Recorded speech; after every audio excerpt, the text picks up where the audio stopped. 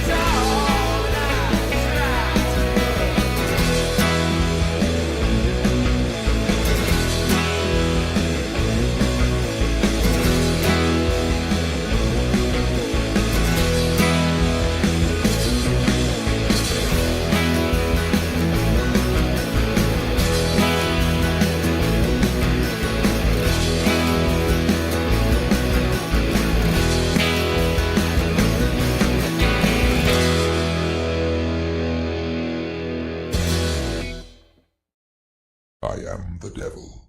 I am the Lord Satan from the netherworld, ruler of the damned and eternal king of hell. Even I, the master of deceit, can only stomach so much bullshit from the mainstream media and indie grifters.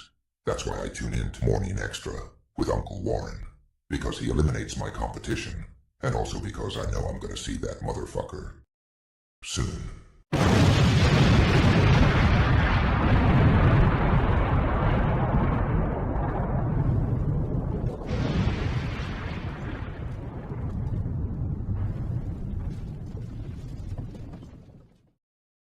Deo,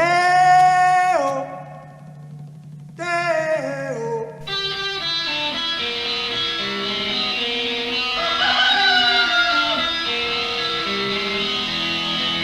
Baby's got a burger and a shooter and that shake it won't go down. Baby's got a burger and a shooter and that shake it won't go down. Corrosion to her thighs, erosion of her pride. Baby's got a shooter, baby's got corrosion now, baby's got it. Bingo, bango, bongo. I know you're thinking, the hell, this ain't Tuesday. What the? It isn't Tuesday. I said on the secret show this past Saturday that I said there wasn't going to be a show on Tuesday, but I didn't say there wouldn't be a show on Monday. Haha. It's because I have an appointment tomorrow at the time I usually broadcast this program at 10 a.m. Central tomorrow. So I said, well, in lieu of just canceling the show, we'll give the kids an early treat. And by an early treat, I mean more bad news, the way that works. Good morning, everybody. It is Monday. Monday the, what is it, the 8th? Is it the 8th? I always forget. These days just go by. No, it's the 9th. It's June, which is the number 6, and then it's 9. So it's 69 today. Woo! If you're into that sort of thing. Let's check around the horn here. Nobody got our lurkers over there in Rockfin and Rumble. Programming note about Rockfin. And I mentioned this on the show Saturday. So as of July 1st, we're not going to be streaming on Rockfin anymore. Because they won't let you do free shows on there now. You have to do premium shows, and I don't want people to have to pay $13-14 a month if they're a Rumble Rockfin subscriber, or if they're not a Rockfin subscriber. I don't want them to pay like $13-14 just to see this when they could see it on Rumble or YouTube or Facebook, at least for now, for free. So, just change your dispensary pickup tomorrow. It's not that silly. It's actually the last 3 shows, well, except for Saturday. Saturday was so good. But the 3 shows before that, the internet fuckery was happening. So, Internet Dude is coming out tomorrow at 10. And hopefully, I think everything is fine, but he's just going to double check. So, hopefully this show doesn't go tits up today. Like, as I said earlier, please send your positive vibes to the internet connection. So, so we can get through this. I have a kicker I've used for the last 3 shows and I can't use it. I haven't used it yet because the show kept cutting off. So yeah, so as of July 1st, no more Rockfin. The channel will still be there if you want to look at the videos there that are there. There's a lot of them, but I don't like that. I don't like it when it tells me I don't have an option like that. I don't feel comfortable making you pay for something you haven't seen yet. If you want to pay for the show, super chats are great. You know, the Patreon's great. You know, I do CashApp and Venmo, stuff like that. If you want to pay for it that way, that's great. But $14 a month or whatever it is, no dice, precious. No dice. John, good to see you with the dispensary pick there. John, did you go to the Chicago Blues Festival over the weekend? Wow. I didn't go, but I watched it on YouTube, and it was amazing. Just like great Mississippi Delta blues, Chicago blues, just amazing music, and a great weekend of it. So if you're in the Chicagoland area and you went out to that, I hope you had a great time. It got a bit of a boom yesterday with the storm, but I think it didn't last too long, so I think everything was fine. Chuck's Intergalactic UFO Show. Intergalactic. Great Greta freaking spell correct. Yeah, well, you can't spell Greta without great, right? Or you can't spell great without Greta. Miguel, good to see you, my friend. In the shadows, like Batman. Global's here too. Dabby Dabs off the top. Glad we're starting late today. I woke up a little late this morning. That's all right. I did too. I forgot to set my alarm, but I woke up right before I usually would set my alarm, and but I woke up. So otherwise, I would have. I don't know. We'd probably be doing this at 10 o'clock. Oh, you didn't get to go? Missed money this year?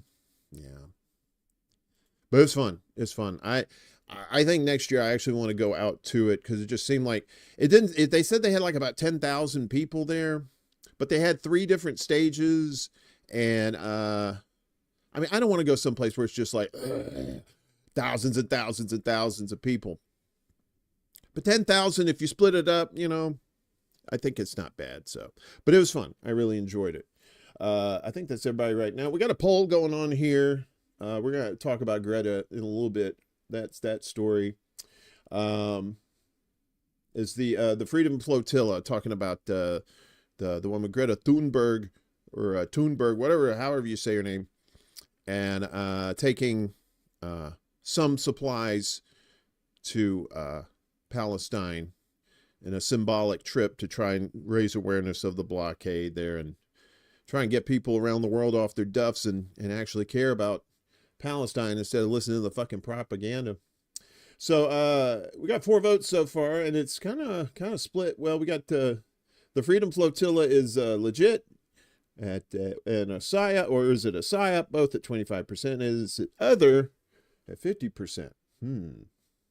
That's interesting. I wonder what the other is. If you let me know in the comments what the other is. Okay, I guess we got news we got to do. It's 20 minutes after. Might as well get to it. But before we get to her, let's get to what happened in L.A. It was better when it was around the Buckingham Fountain, but the destroyed that part of the park. Oh, wow. Okay.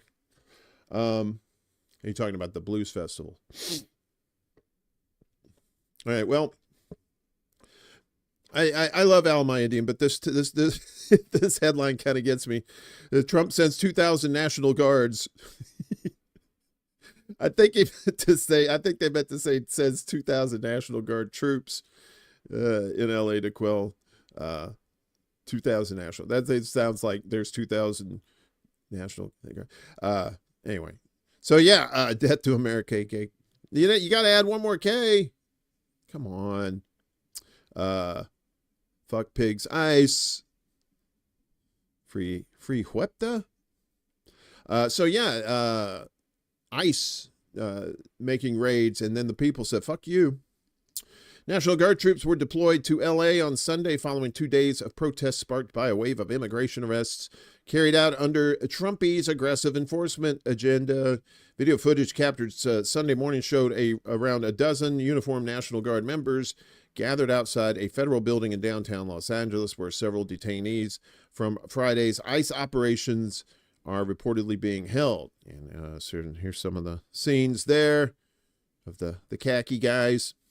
Demonstrations began shortly after the arrests and continued throughout the weekend. Another rally was planned for Sunday afternoon near City Hall, not far from the federal complex. There's somebody on a motorbike. You're there. Is that a Mexican flag, I think? U.S. Northern Command confirmed that the deployment is underway with some forces already on site. These radical left protests... oh, wait a minute. Trump wrote this. These radical left protests by instigators and often paid troublemakers will not be tolerated. Trump got somebody else to write on Truth Social early Sunday defending the deployment. California Governor Gavin Newsom condemned the decision, suggesting the move was politically motivated. This is him escalating it, causing tensions to rise, he said. It's only going to make things worse in a situation where people are already angry over immigration enforcement. Footage from the scene showed military-style vehicles and officers equipped with riot shields stationed around the federal building. The Department of Homeland Security claimed that approximately 1,000 individuals gathered there on Friday to protest, though Reuters said it could not verify those numbers. So, over the weekend, smaller-scale protests erupted in other parts of Los Angeles County. In Paramount on Saturday, law enforcement confronted several hundred demonstrators. Later that evening, clashes also occurred in downtown L.A., where about 100 people had assembled. Witnesses reported that federal officers used gas canisters in both locations to break up the crowds. According to LAPD spokesperson Norma Eisman, 27 individuals were arrested during Saturday's protest downtown for failing to disperse. She declined to comment on whether officers used less lethal force, a term typically referring to tactics like pepper balls. Yeah, pepper balls. That's what they called me in college. In Paramount, the county sheriff's department confirmed that deputies deployed less lethal measures, though a spokesperson could not specify what those were. 3 people were taken into custody there on suspicion of assaulting officers. Trump signed a presidential memorandum on Saturday authorizing the deployment of at least 2,000 National Guard members, citing numerous incidents of violence and disorder related to the enforcement of immigration laws, as well as credible threats of continued violence. Defense Secretary Pete Hegseth, stage left even, stated that active duty troops could be activated if necessary. Wants to send troops, our military, against our own people. Yeah. This is some Alabama shit right here from the 60s. Let's see. There's plenty of room for peaceful protests, but zero tolerance for attacking federal agents who are doing their job. The National Guard and Marines, if need be, stand with ICE, he posted online. Homeland Security Secretary and Chucky doll replacement Kristi Noem, speaking on CBS's Face the Nation, said the troops would help safeguard public buildings, peaceful demonstrators, and law enforcement. Notice how she says public buildings first. Property over people. On Friday, ICE officials said they detained at least 44 individuals for alleged immigration violations in the LA area. The arrest triggered immediate backlash in a city governed by Democrats and home to a large immigrant community, many of whom fear intensified crackdowns under Trump's second-term agenda. Representative Nanette Berrigan, whose district includes Paramount, criticized the deployment. "We don't need the help," she told CNN State of the Union. This is him escalating it, causing tensions to rise. And what happened was he used the Insurrection Act, I think, to bypass the governor in order to do that. I could be wrong about that.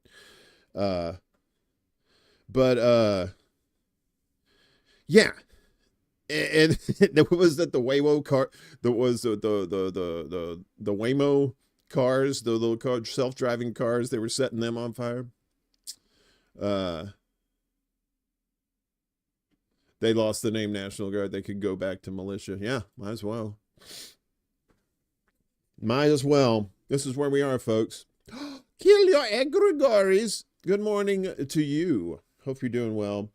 So in the midst of all these arrests, one was a beloved labor leader, as we said, Huerta, Free Huerta, and they were like, who's that? It's David Huerta. Unions and allies in California, as a beloved labor leader, David Huerta, arrested. So unions and allies in California and across the U.S. on Saturday are demanding the immediate release of David Huerta, president of SEIU California and SEIU United Service Workers West, after the highly regarded labor leader was injured and then arrested while witnessing a raid by ICE agents on Friday.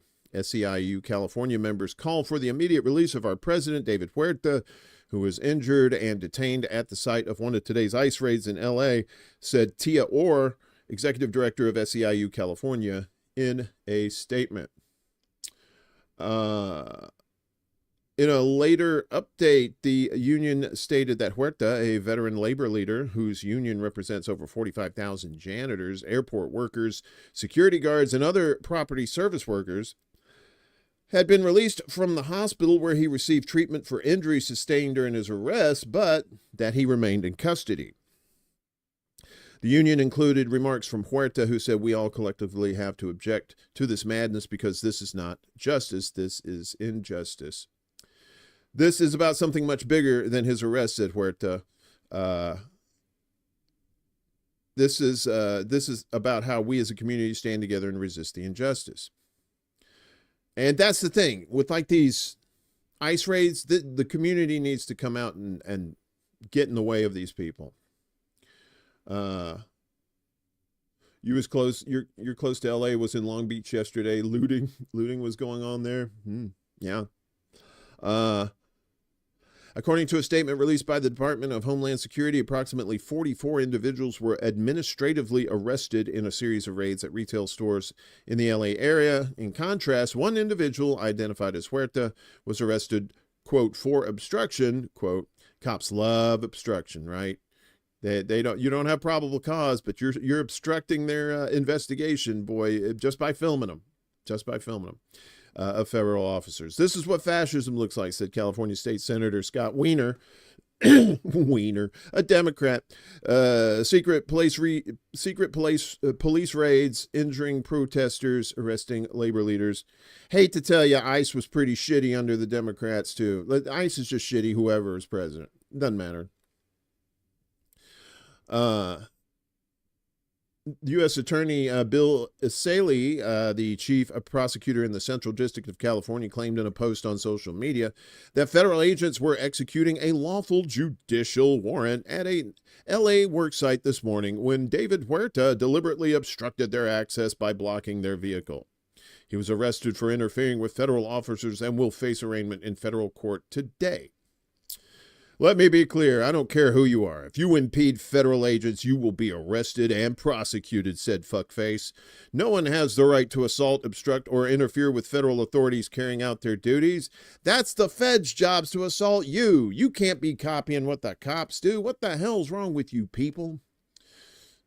A video posted by Dickless along with his statement appears to show the moment Huerta is pushed over by ICE agents amid a chaotic scene on a sidewalk where officers are clearing an area in front of a gate for an approaching van. So it's this. It was a public sidewalk. It was a public sidewalk.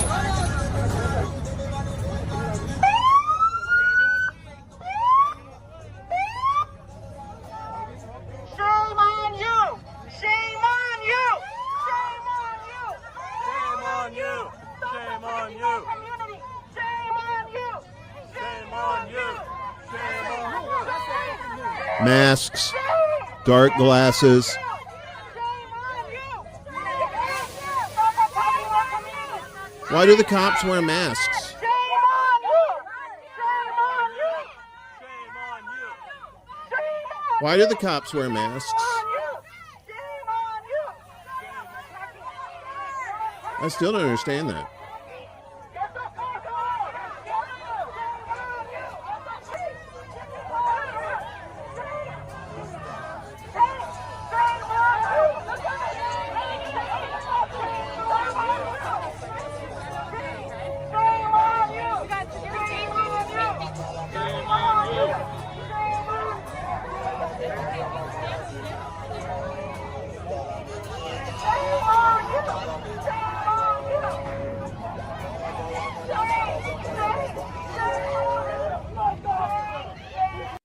Yeah, you get the gist there.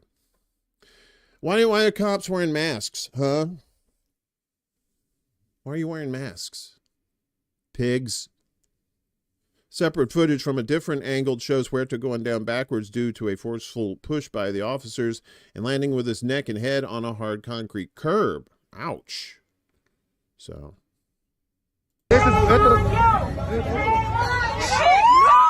Oh.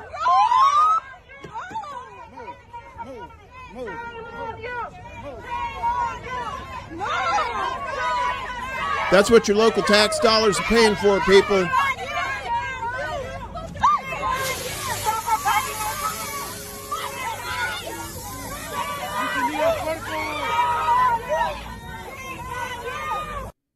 That's what the Gestapo did, y'all.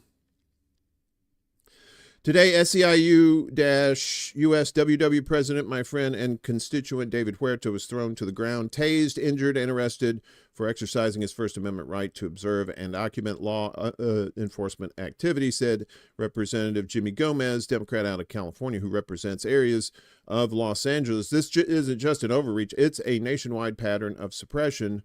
We must stand together. California's Democratic Governor Gavin Newsom, the game show host, also weighed in. David Huerta is a respected leader, a patriot, and an advocate for working people, said Newsom. No one should ever be harmed for witnessing government action, but he's not opposed to scooping up homeless people and throwing all their shit out. Outrage over Huerta's arrest and ongoing detention, both from the labor union movement and immigrant rights groups, continued to spread Friday into Saturday. We refuse to stay silent while ICE terrorizes working class communities, said the California Federation of Labor Unions, the CFLU. We are turning out and standing united in solidarity with the SEIU California, calling on the release of President David Huerta. In a statement, CFLU President Lorena Gonzalez called for an end to the cruel, destructive, and indiscriminate ICE raids that are tearing apart our communities, disrupting our economies, and hurting all working people. Immigrant workers are essential to our society, feeding our nation, caring for our elders, cleaning our workplaces, and building our homes, among other jobs. In a post on social media, SEIU California said, let's be clear, excuse me. Let's be clear, ICE injured and detained the president of SEIU California. Hang on just a second. I got a hanger here.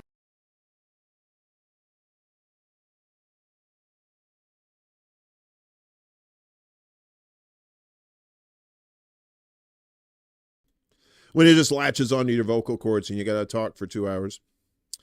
Let's be clear, ICE injured and detained the president of SEIU California for peacefully observing.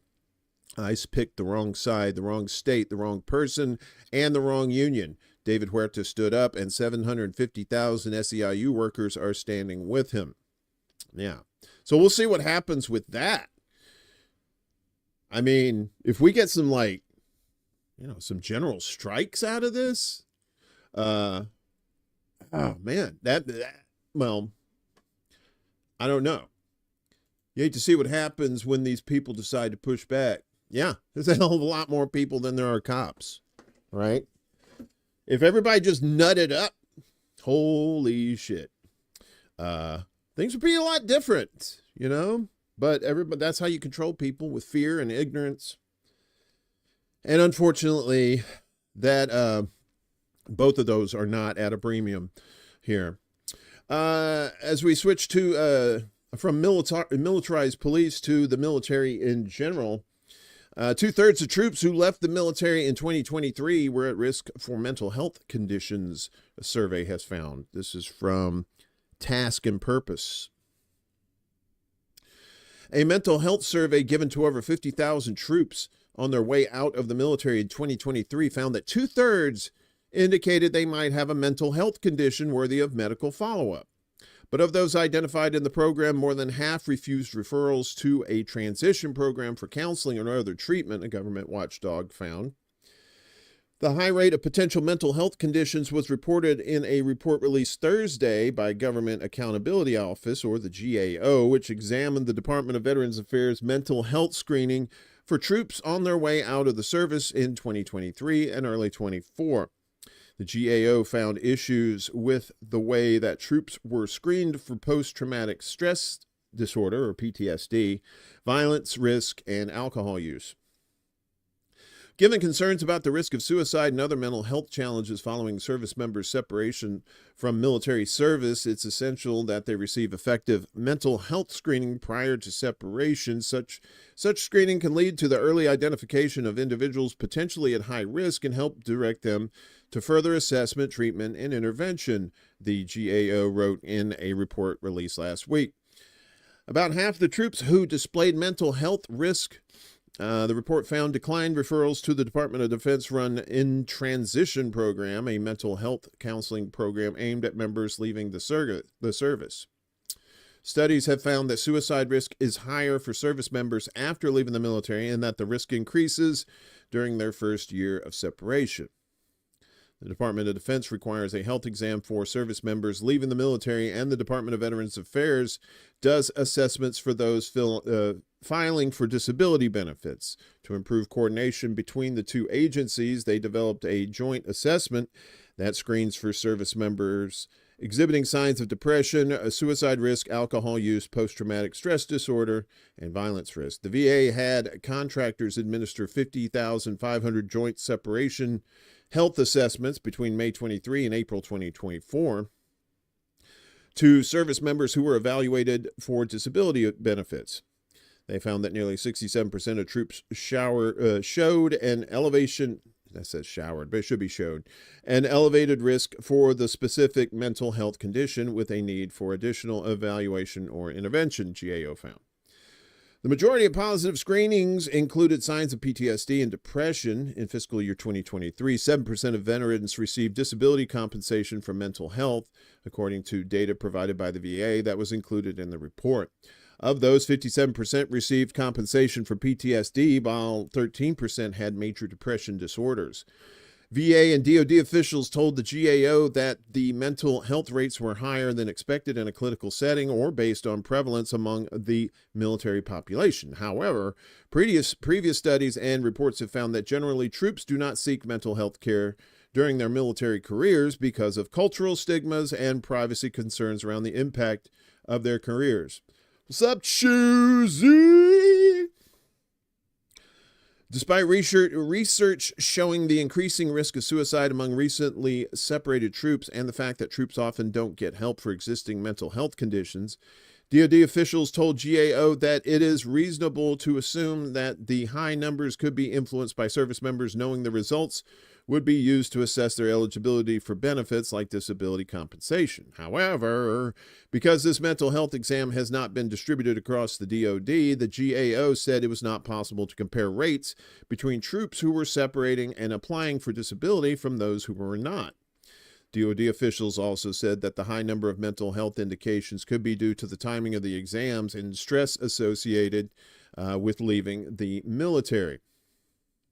The purpose of the GAO report was to review the quality of the mental health screenings and whether they were validated tools.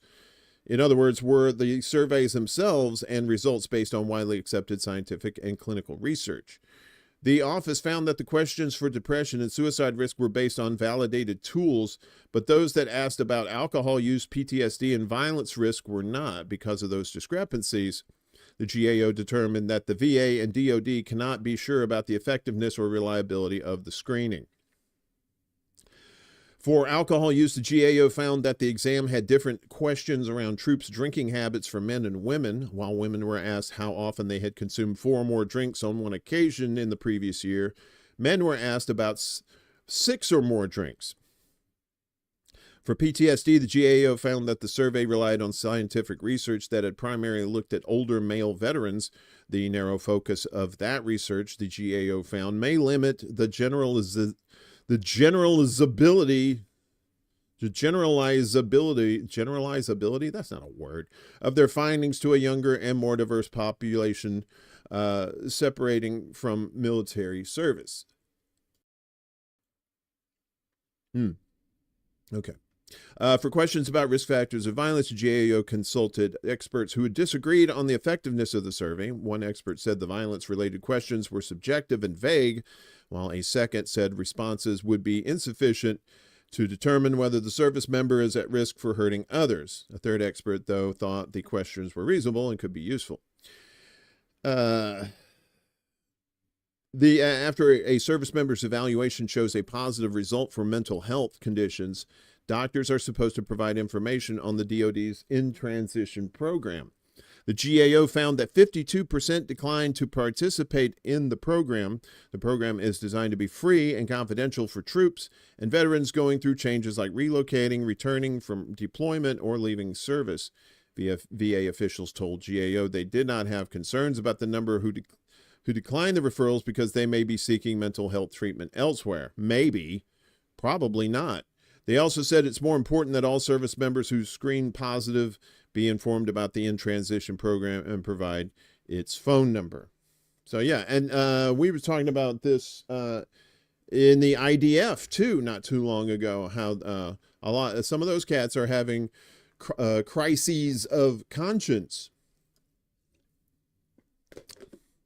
I don't like to put any group as a monolith like that. None of them are like that.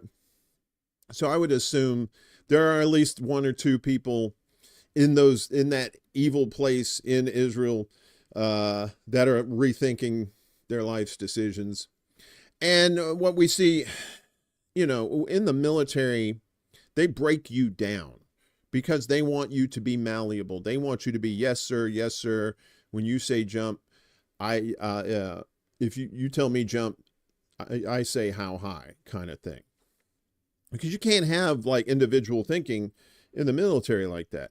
And when you don't, then a lot of times your psyche kind of gets fucked up, right? And especially if you're like in places overseas and you've been, popping civilians. It's ridiculous. Damn, Choosy writing the book today, aren't you, buddy? You could put more words in a comment there, Choosy. You don't have to give us a haiku. It's fine. But meanwhile, I refuse to talk about the Trump Musk feud. I think that's just dumb. I mean, yeah, I think part of the story is that Tesla stocks dropped. That's newsworthy, especially if you're a Tesla stock owner. But I think it's just, I was talking to Marcus yesterday when I was on the Political Matrix with him.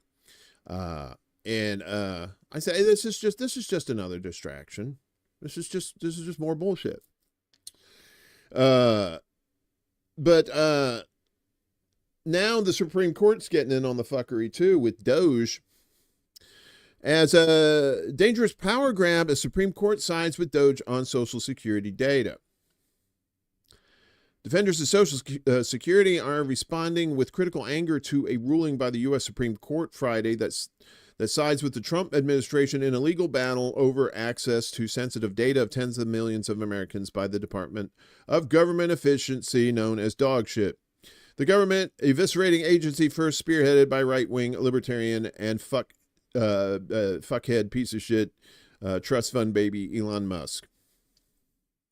The unsigned emergency order from the court came in response to an emergency application from the Trump administration defending Doge's ability to have access to Social Security databases that two labor unions, alongside the Alliance for Retired Americans, had filed a legal suit to protect.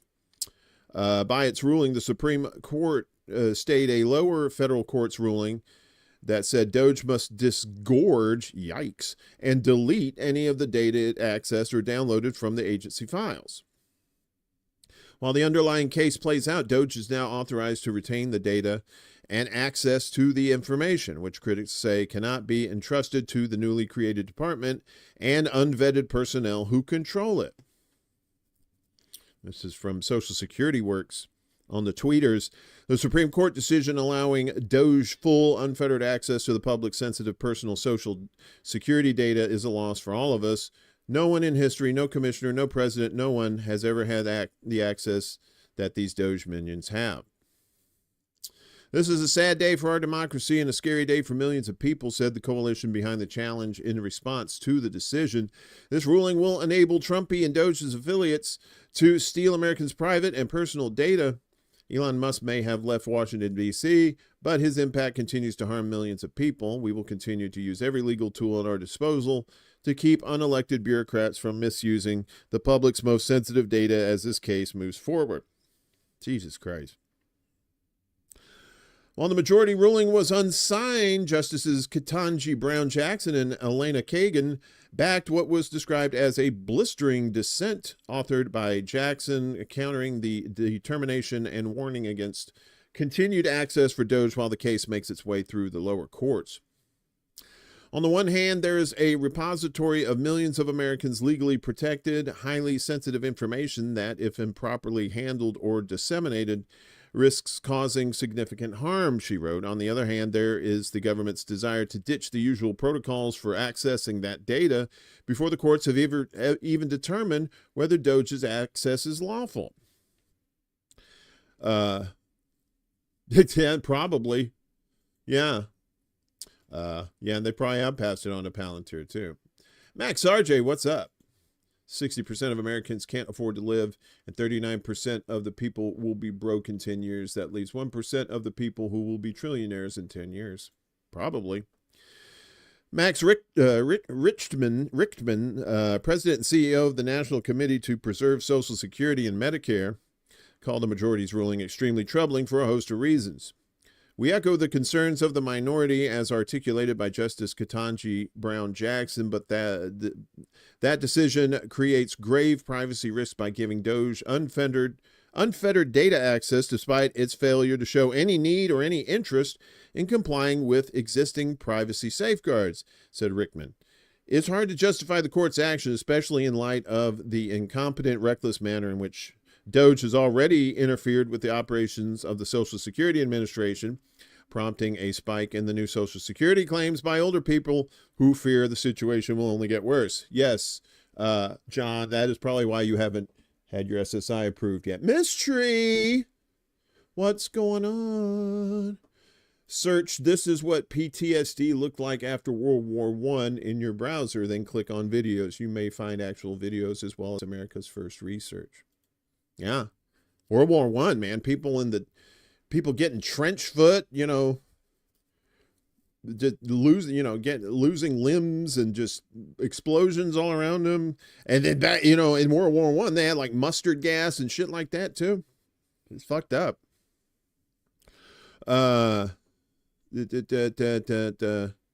Existing president. It's hard to justify the court's action, especially in light of the incompetent, reckless manner in which Doge has already interfered with the operations of the Social Security Agency. And then there's a spike. Devin Ombres, Senior Director for Courts and Legal Policy at the Center-Left Center for American Progress, echoed those concerns. This action by 6 far-right justices is an affront to every principle of government transparency and the rule of law. Doge has shown no need to review every American's personal information, and the High Court provides no explanation in granting it access, said Ombres. Americans have no way to know how Doge will use or misuse the information, nor what Doge is or what it is doing. Shame on the court for rubber stamping this administration's lawlessness and further undermining the public's trust in government, which Trump has eroded. Citing Musk, who recently left his position at Doge and has been engaged in a high-profile psyop with President Trump in recent days, Rickman said the Tesla and SpaceX founder, well, no, they're not. He's not the Tesla and SpaceX founder. He's the Tesla and SpaceX purchaser. Let's get that right. And world's richest man cannot be trusted, given the lies he told about Social Security fraud that undermined people's faith in the system. This hardly inspires confidence that Doge has either the sense of ethics or public service to be entrusted with America's private data, leading us to believe that the court simply is abetting another dangerous power grab by the executive branch, said Rickman.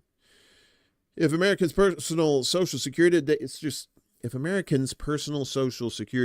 is misused or abused by this administration, the Supreme Court's majority will have been fully complicit. Well, yeah, because Trump appointed like 2 of those justices there, so it's really not a shock. No. Meanwhile, down in the southern half of the world, everything's shaking and rattling and rolling, folks.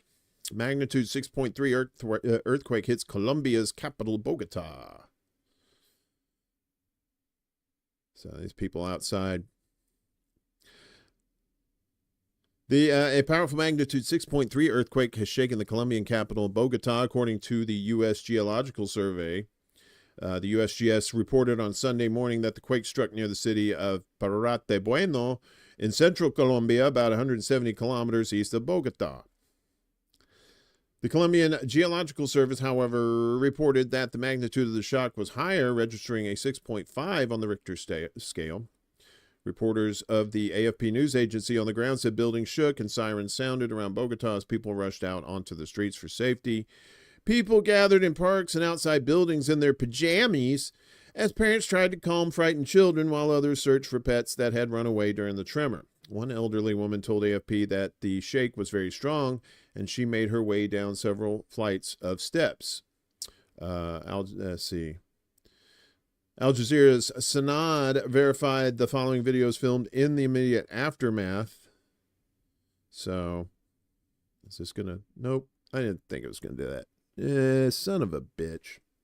Son of bitch, shit. Okay, well, maybe I can do this. Let's see. There we go. Doesn't look like there's any damage. I don't know, man. I would not want to be in a high-rise in a place where there's like a whole bunch of earthquake activity. Okay.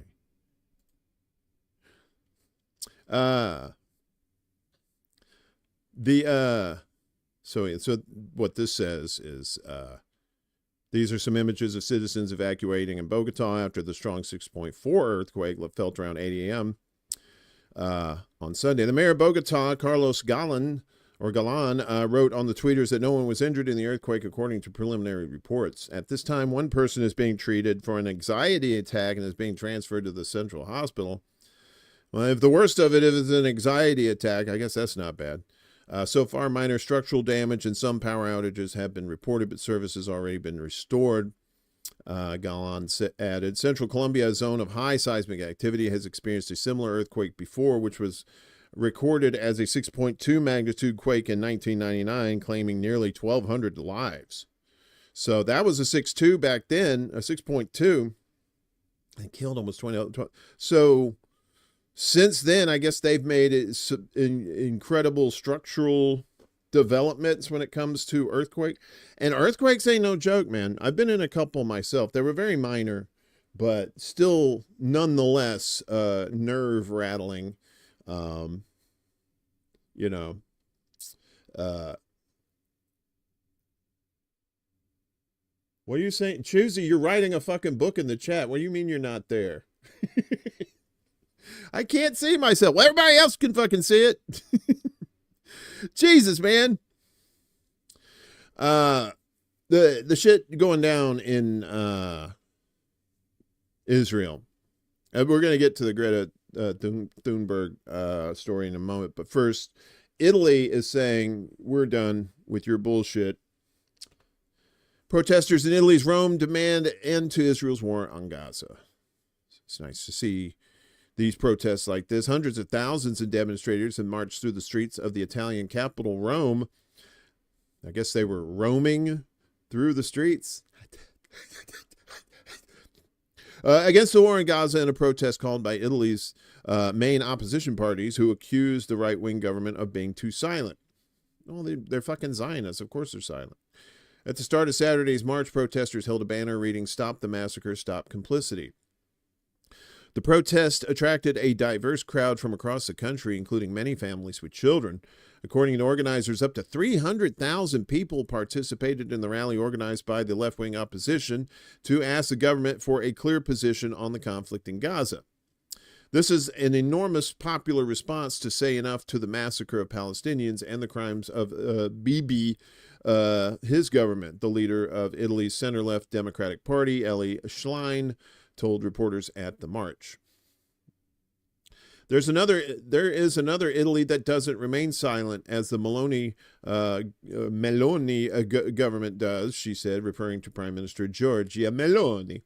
Meloni was recently pushed by the opposition to publicly condemn Netanyahu's offensive in Gaza, but many observers consider her criticism too timid.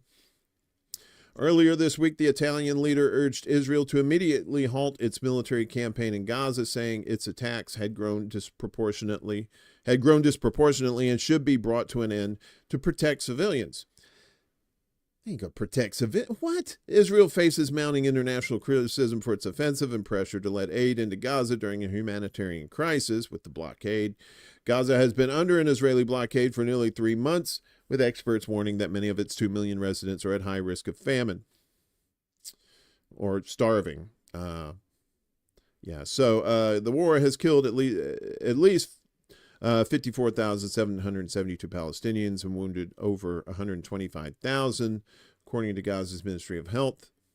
An estimated 1,139 people were killed in Israel during the Hamas-led attacks on October 7th, and more than 200 were taken captive, in case you haven't been paying attention. So this is some shots of them. 300,000 people. That's nice. We need more, though. We need hell of a lot more. We need to get out in the streets, like LA. We need to get out in the streets and disrupt shit. This is what we need. So good on Italy for that. And their right-wing leader. That's what you do. When you rise up like that, your leaders go, ooh, oh, poopy. Tons of people are already pulling the Mussolini trope. Only one lot is allowed to pull that rabbit from their, well, you know, right. Wow. So the Israel has its own problems too, especially with the ultra-Orthodox who want nothing to do with being in their genocidal fucking army. Well, they just don't want to be in the army. I guess they don't care if it's genocide or not. Who knows? Israeli ultra-Orthodox party to vote for Knesset dissolution. This is not good news for Bibi. The Israeli ultra-Orthodox Shah's party announced Monday, that's today, it will vote in favor of dissolving the Knesset during the upcoming session on Wednesday, marking a major blow to Genocide Joe or Genocide Bibi. Fragile coalition. The declaration comes amid growing tensions within the ruling alliance, according to a report by the Times of Israel. In the current situation, we will vote on Wednesday to dissolve the Knesset, said Shah's spokesperson Asher Medina in an interview with Kol Berama Radio. Medina voiced the party's dissatisfaction with Netanyahu's recent performance, stating, "We are disappointed in Netanyahu. We expected action from him earlier, not just in the past few days." As a longtime ally of Netanyahu's Likud party, Shah's holds 11 seats in the Knesset. A withdrawal of their support could reduce the governing coalition to just 57 seats, stripping it of its majority and potentially triggering new elections. The Bibi-led coalition, I can't say Netanyahu today for some reason. Got a little bit of a head thing going on, so pardon me. The Netanyahu-led coalition entered crisis mode last week when Shah's and fellow ultra-Orthodox party United Torah Judaism issued ultimatums threatening to withdraw from the government unless legislation exempting yeshiva students from military service was passed. While Bibi's office claimed significant progress in negotiations over the draft exemption bill, the ultra-Orthodox parties have maintained their threats, casting doubts on the stability of the government. According to Israel Hayom, the ultra-Orthodox factions are increasingly inclined to dissolve the Knesset, viewing Netanyahu as a liability. The paper quoted a senior Degel HaTorah official who said all ultra-Orthodox parties had coordinated their voting stance. Chairman of the National Unity Party, Benny Gantz, has also ordered the withdrawal of all parties. I need my lips to work. Lips don't work today. Has also ordered the withdrawal of all party-sponsored legislation from Wednesday's Knesset agenda, with the exception of a single bill one that would dissolve the parliament. The move, announced by the opposition party on Monday, is a direct response to what it described as the coalition's decision to introduce dozens of laws to overload the agenda and try to avoid a vote on dissolving the Knesset. Gantz's decision to streamline national unity's legislative efforts underscores the growing pressure of Bibi's fragile coalition, which now faces simultaneous challenges from both opposition lawmakers and dissolution partners within the ruling bloc. Speculation is mounting within the Israeli occupation government that Prime Minister Benny Bibi Boobity Boop Boop may soon opt to dismantle his coalition and call for early elections. This follows growing internal unrest over the unresolved issue of Haredi military enlistment, with senior ministers indicating that the premier could choose to act preemptively if the ultra-Orthodox parties appear ready to topple the government. Last November, Israeli opposition leader Yair Lapid called on the Israeli government to deny public funding, passports, and travel privileges to ultra-Orthodox Jews, the Haredim, who refused to serve in the military. The Haredi community, which accounts for approximately 13% of Israel's population, traditionally avoids conscription, dedicating their lives to Torah study. According to a senior minister who spoke to Zmam Israel, the Times of Israel's Hebrew language sister outlet, Bibi knows there is no solution to the Haredi enlistment matter. He's biding for time and will eventually say that on this important matter, I didn't cave. This way, he'll at least win the election with the support of reservists and civilians who can't live with the inequality in military conscription. The issue has long polarized the political landscape, while leaders within the ultra-Orthodox community continue to reject mandatory service in the Israeli occupation forces, calling it an effort to secularize their youth. Yeshiva students are instructed to resist enlistment, while successive governments have failed to pass a sustainable law regulating the matter. For years, the Israeli High Court of Justice, I like to put justice in quotes, has invalidated any legislation that offers broad exemptions to the ultra-Orthodox community, asserting that such policies violate the constitutional principle of equality. In a landmark ruling last week, the court found the decades-long exemption framework unlawful, prompting Haredi parties to demand new legislation to legally enshrine their draft avoidance. While Netanyahu has managed to delay critical decisions on the issue throughout the ongoing war on Gaza, this round of internal dissent appears more serious. Political rivals are escalating pressure, and coalition members are issuing renewed threats of withdrawal, leaving the prime minister with few viable paths to maintain stability without alienating key blocs. As the legal clock ticks, tick-tock, tick-tock, tick-tock, there is little indication that a compromise on the ultra-Orthodox IOF draft is in sight. The Israeli coalition crisis has entered a phase where political survival may depend on bold moves. For Bibi, calling early elections could reframe the narrative, allowing him to shift blame onto the judiciary and deflect mounting criticism while appealing to a broader segment of voters disillusioned with draft inequality. So they've got some internal shit there going on. And some people may be saying, oh, well, maybe they'll get rid of Bibi. That should be a good thing, right?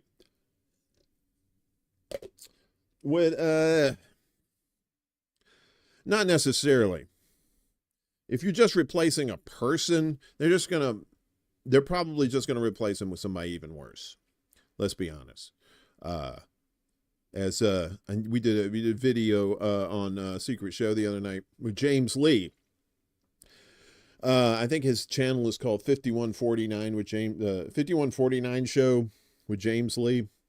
I'm pretty sure you've heard of him, but if you haven't, check him out. He does some great reporting on there, and he was talking about this too, about how Bibi is a moderate compared to these other psychopaths that could potentially be the new prime minister there. So no, getting rid of Bibi is not going to be the problem. It's just like getting rid of Trump, getting rid of Biden, getting rid of whoever here is not going to solve the problem.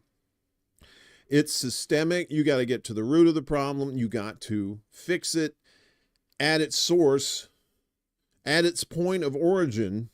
Otherwise, you're just, like I said, you're putting frosting on a shit brownie. You know, don't put frosting on a shit brownie. Put frosting on a cake or something like that. You know, cake's delicious. Oh, Israel, you shitty people. Israel kills more aid-seeking civilians after GHF misleads Palestinians into military zones. GHF. GHF is the bastard child of Israel and the United States aid efforts. They're keeping everybody else out. So they're like, we don't want guns, Hamas. What was it? My buddy Ed said they, with the Greta Thunberg boat, that they found a basement in the boat. Several Palestinians were killed yesterday at aid distribution sites in Gaza as a result of the controversial Gaza Humanitarian Foundation, the GHF, schedule conflicting with strict Israeli military orders. So, deadly contradictions, conflicting Israeli military orders, and GHF schedules leave civilians dead in Gaza. Gaza journalist Islam Bader details events and casualties of the Israeli attacks on hungry civilians at the U.S.-Israeli GHF's aid centers and on the morning of Sunday, which was yesterday.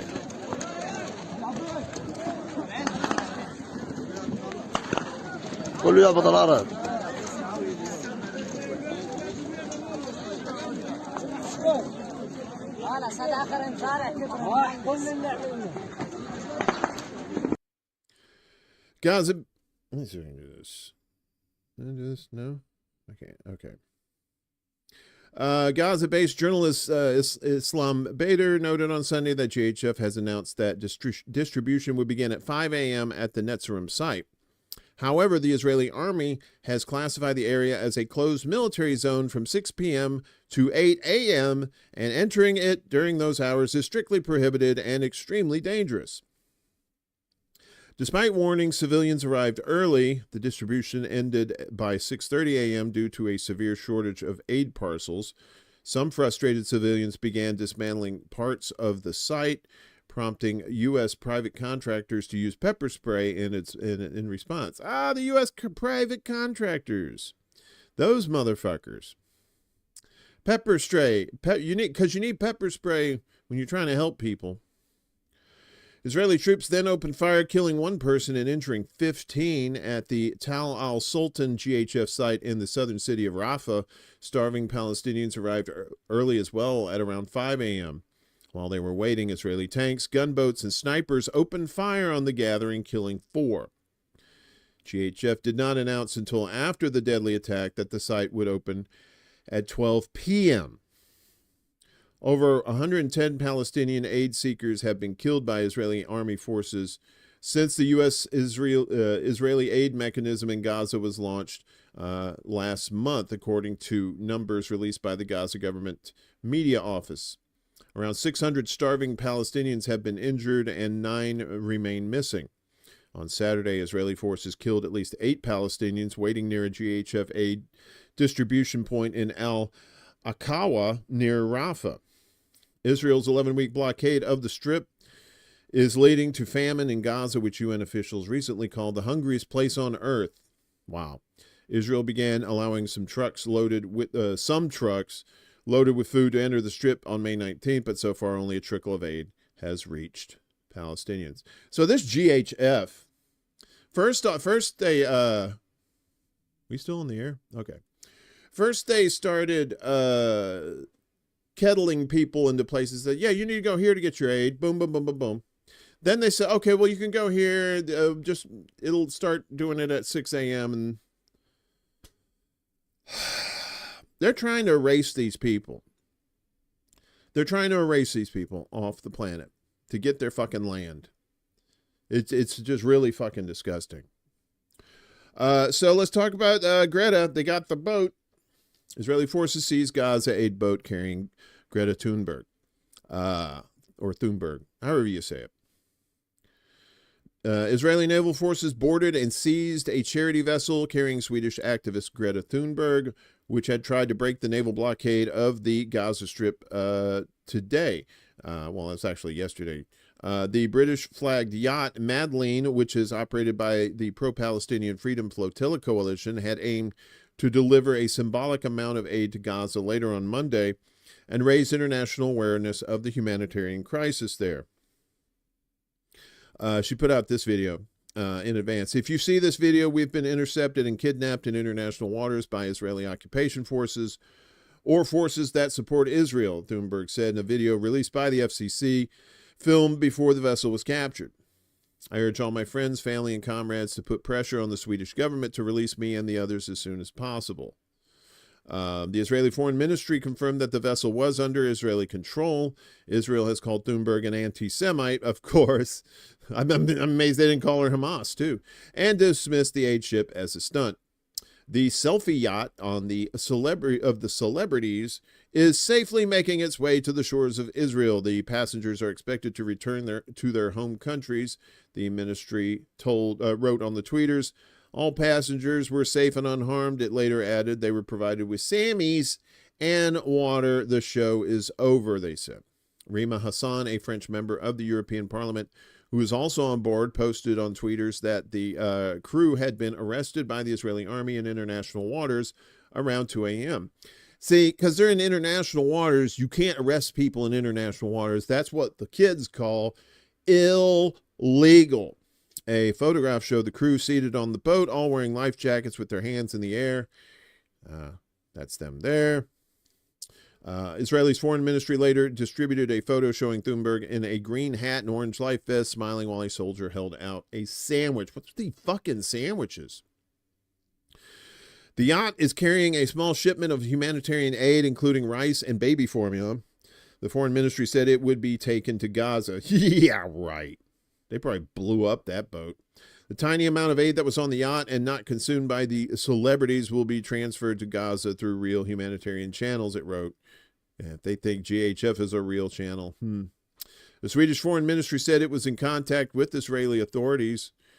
Should the need for consular support arise, the embassy and the Ministry of Foreign Affairs will assess how we can best help the Swedish citizen Greta Thunberg resolve her situation, a Swedish Foreign Ministry spokesperson said in a written statement to Reuters. French President Emmanuel Macron's office said the president has asked Israeli authorities to release the French nationals on board as soon as possible.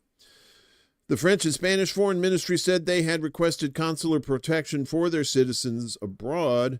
Israeli Defense Minister Israel Katz ordered the military on Sunday to prevent the Madeleine from reaching Gaza, calling the mission a propaganda effort in support of Hamas.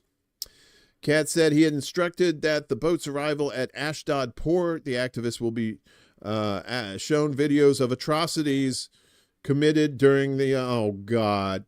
Okay, Katz said he had instructed that upon the boat's arrival at Ashdod port, the activists will be shown videos of atrocities committed during the October 7th Hamas-led attack on southern Israel, which triggered the Gaza war. I hope they show the Hannibal directive where the Apache helicopters were like killing everybody. Fucking propaganda, motherfuckers. Hamas condemned the seizure of the boat as state terrorism and said it salutes its activists.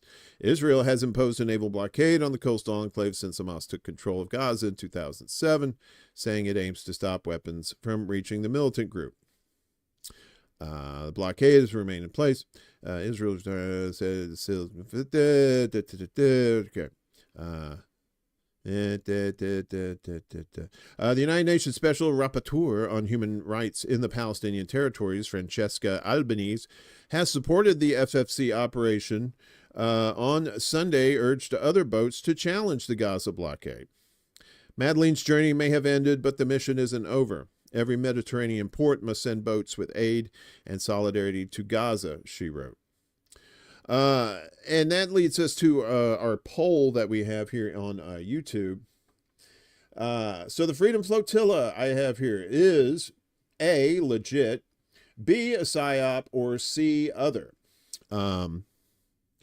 If this is like an event that is kind of like a siphoning event, you know how like if you're trying to siphon gas out of a car, right? For you old schoolers, you young people like, what? Siphon? What the?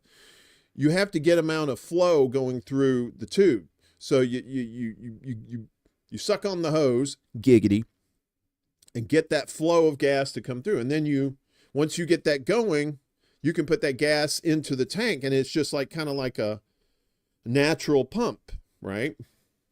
What this could be, this flotilla here, maybe not in the past, but maybe today in the age of social media and cameras everywhere, maybe this event can lead to others, inspire others to bring their ships and just have like a whole like caravan of ships coming, because you can't stop them all, right, without blowing them up. So that's one of the things I see as a positive to this. But also, now that's the frosted side. The wheat side of me says, something smells fishy about this. It smells very psyopy. And before you say, no, Greta's a sweetheart, she wouldn't do anything like that. I'm not saying it is, but I'm just saying it's not out of the realm of possibility. Okay? Kill, you know what's up. Look, I've had to do that before, right? I've had to siphon gas out of one car, so put it in the other. That's what poor people do when you broke. you be using like lawnmower gas. It's crazy. But yeah, so hopefully they're okay. If we find out that they've actually made it home, I'll make sure to put it on here. Meanwhile, more fuckery in Israel as Israeli bulldozers flatten more Palestinian buildings in Tulkarm refugee camp. Israeli forces have conducted demolitions for the third consecutive day in the Palestinian refugee camp of Tulkarm in the northern part of the West Bank, the site of military operations since January. On Sunday, Israeli bulldozers resumed demolition of numerous residential buildings in the camp. The demolitions are part of the destruction plan of 58 structures in Tulkarm and 48 in Ner Sham's refugee camp. More than 250 housing units and dozens of commercial establishments have been destroyed in both locations, according to Wafa news agency. Why? Why are they doing this? Besides the fact that they're evil fucks. I mean, what is the real... Residents say that an entire residential area in the camp has been reduced to rubble in recent days, with debris hindering access to surrounding buildings. Israeli operations in Tulkarm for the past 133 days and in Ner Shams for the past 120 days have resulted in the deaths of 13 Palestinians and the displacement of almost 25,000 residents. At least 400 homes have been destroyed and 2,573 damaged after Israeli forces sealed off roads and entrances with earth barriers and barred Palestinian residents from returning, the Wafa added. The Wafa? Why did they call it the Wafa? So yeah, more fuckery. It just reinforces the fact that they're just trying to get this land and get these people out of here by hook or by crook. But Israel, this whole genocide is costing a lot of money for Israel. A lot of money that they don't have. Willie Bragg in the house. Good to see you, brother.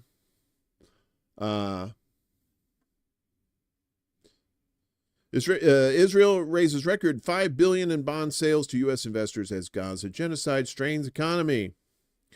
Yep, turns out murdering children has a price. Israel has raised a record $5 billion through Israel Bonds, a U.S.-based broker-dealer, to help finance its ongoing war on Palestinians in Gaza, marking a surge in foreign support for the country's economy despite mounting concerns over domestic fiscal sustainability. Bloomberg reported on June 7th that the figure, more than double what Israel Bonds typically raises in similar time frames, reflects a wave of investment from U.S. state and local governments as well as individual and institutional buyers.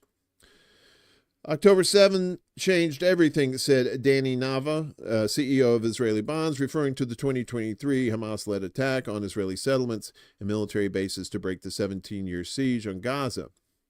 This $5 billion isn't just capital, it's a global vote of confidence in the Israeli economy, he claimed.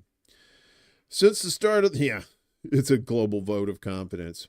It's a Zionist vote of confidence. Since the start of the war, Israel has spent some $67 billion to destroy Gaza and slaughter some 110,000 Palestinians and estimated 80% civilians. U.S. taxpayers provided Israel with nearly $18 billion in military aid. Well, U.S. funding, taxpayers didn't pay for that. Check out MMT. So the U.S. provided Israel with nearly $18 billion in military aid during the first year of the war alone, according to the Costs of War Project at Brown University. Israel's war-related spending has ballooned, leading to a record government borrowing of nearly $76 billion last year. While most of Israel's debt is raised in the local bond market, international placements and Israel bonds play a vital supplementary role. U.S. states such as New York, Texas, Ohio, and Florida, particularly Palm Beach County, its largest single investor at $700 million, are among the most prominent backers. Of course, Texas and New York, Ohio, and Florida. But even as capital flows in, experts have warned about the war's long-term economic toll. Cool. Karnat Flug, a former governor of the Bank of Israel and a senior fellow at the Israel Democracy Institute, stated this week that increased war spending threatens to collapse essential public services, including hospitals, schools, and public transportation. Speaking ahead of the Eli Hurwitz Conference on Economy and Society, I'll be a guest speaker there. Flug cautioned that the current path is unsustainable. Without changes in the government's course of budget policy and without internalizing the potential snowball effect of sanctions and restrictions, Israel will find itself on a very risky path. No, not if they got the United States, their sugar mama hooking them up. Come on, baby.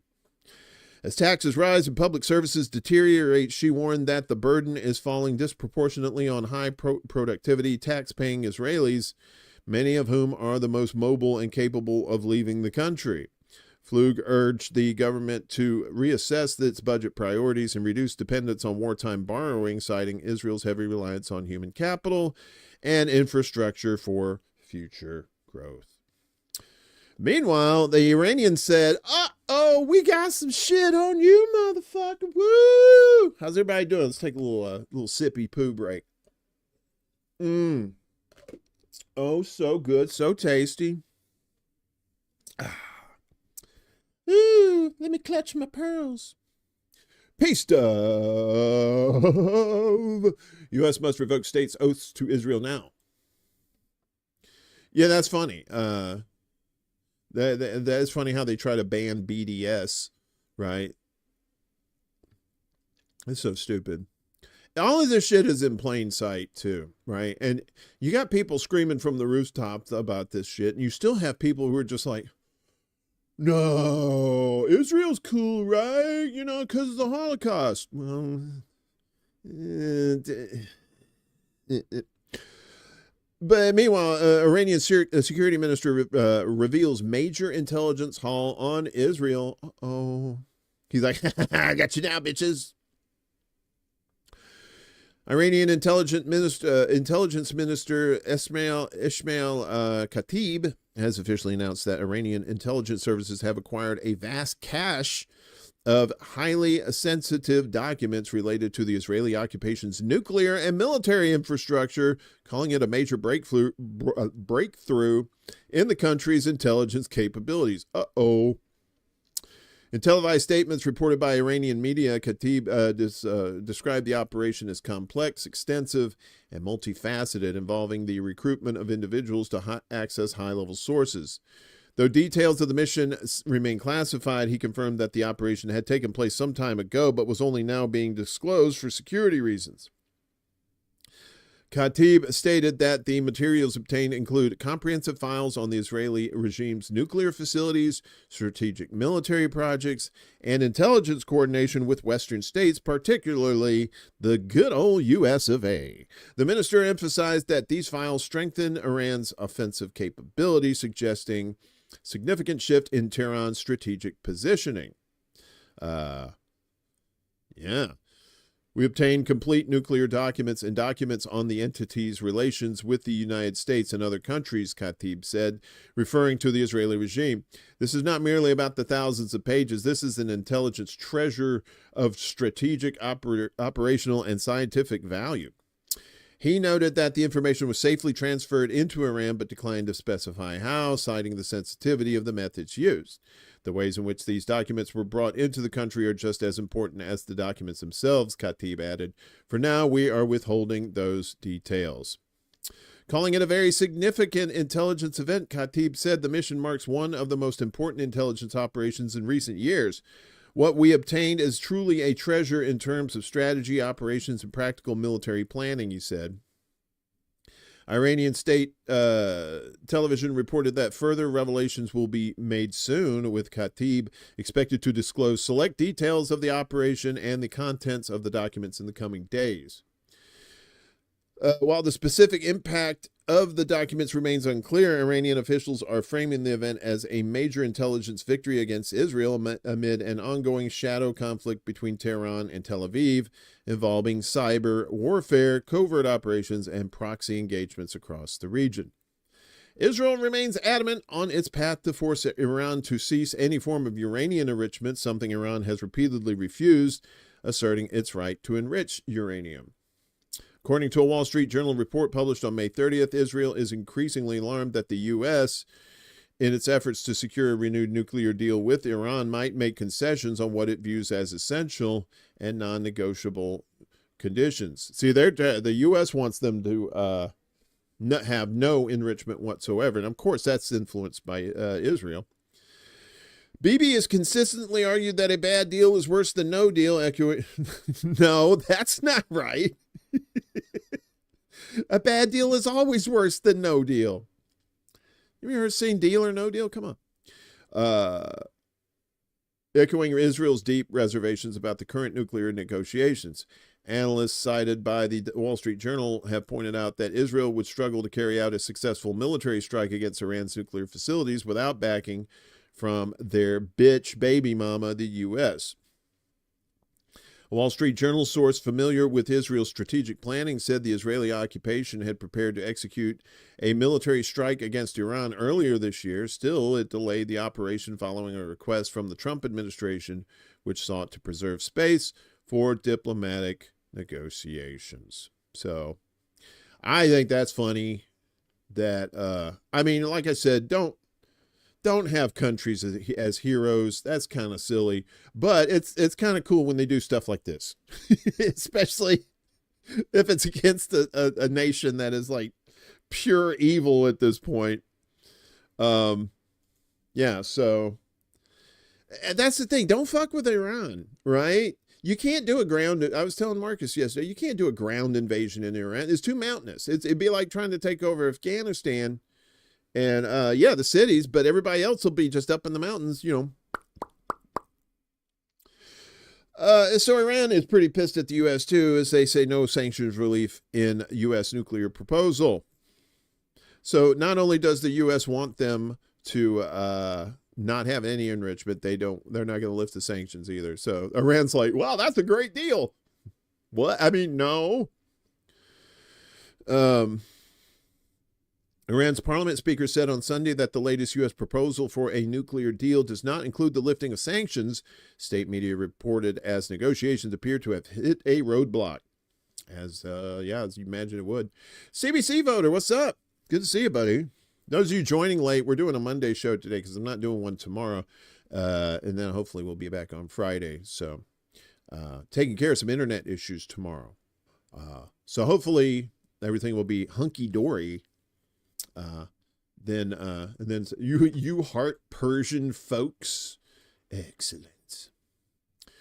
The two foes have held 5 rounds of Omani-mediated talks since April, seeking to replace a landmark agreement between Tehran and world powers that set restrictions on Iran's nuclear activities in return for sanctions relief before U.S. President Donald Trump abandoned the accord during his first term in 2018. In a video aired on Iranian state TV, Parliament Speaker Mohammad Bagher Ghalibaf said that the U.S. plan does not even mention the lifting of sanctions. He called it a sign of dishonesty. You ain't wrong there. Accusing the Americans of seeking to impose a unilateral agreement that Tehran would not accept. The delusional U.S. president should know better and change his approach if he's really looking for a deal, Ghalibaf said. On May 31st, after the 5th round of talks, Iran said it had received elements of a U.S. proposal, with officials later taking issue with ambiguities in the draft text. The U.S. and its Western allies have long accused the Islamic Republic of seeking to acquire nuclear weapons, a charge Iran has consistently denied, insisting that its atomic program was solely for peaceful purposes. Key issues in the negotiations have been the removal of biting economic sanctions and uranium enrichment. Tehran says it has the right to enrich uranium under the Nuclear Non-Proliferation Treaty, while the Trump administration has called any Iranian enrichment a red line. God, Trump is so fucking stupid. Or the people who's telling him to do this shit are so fucking stupid. Trump, who has revived his maximum pressure campaign of sanction on Iran since taking over in January, has repeatedly said it will not be allowed any uranium enrichment under a potential deal. On Tuesday, Iran's top negotiator, Foreign Minister Abbas Araghchi, said the country will not ask anyone for permission to continue enriching uranium. According to the UN nuclear watchdog, the International Atomic Energy Agency, the IAEA, Iran is the only non-nuclear weapon state in the world that enriches uranium up to 60%, still short of the 90% threshold needed for a nuclear warhead. Iran's Supreme Leader Ayatollah al-Khamenei on Wednesday rejected the latest U.S. proposal and said enrichment was key to Iran's nuclear program. The IAEA Board of Governors is scheduled to meet in Vienna later this month and discuss Iran's nuclear activities. You know, at this point, if you're worried about nukes, there's more technical things than nukes that countries can use, right? You can put several EMP warheads on a hypersonic missile, shoot it at a country and devastate their electrical infrastructure without even destroying a building, without even killing a person. You could wipe out their power grid. You could fry all their electronics. I mean, nukes will do that too, but you don't have to go through the process of enriching uranium to make an EMP, is what I'm saying. So this all might be a moot point. I don't know if this is some sort of dance between the two and Trump is just that stupid that he's playing along. Let's head to Syria. We'll get, and also to antiwar.com with our buddy Dave DeCamp over there. Be sure you're checking out antiwar.com. They have great independent news on there, as well as the Libertarian Institute, and they do aggregate good sources of information for you that we use on this show as well. And if you are wondering what sources we use, all of those are down below if you want to check them out. And I highly suggest that you do so. If there's some sources there you're like, they're kind of biased. Like you're going to see, what is it? God damn. What is it called?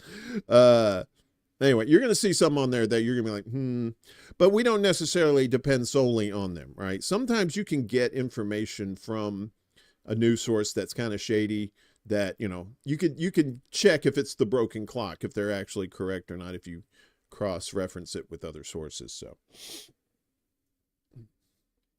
U.S. to formalize military presence in Syria in a deal with the new Al-Qaeda-linked government.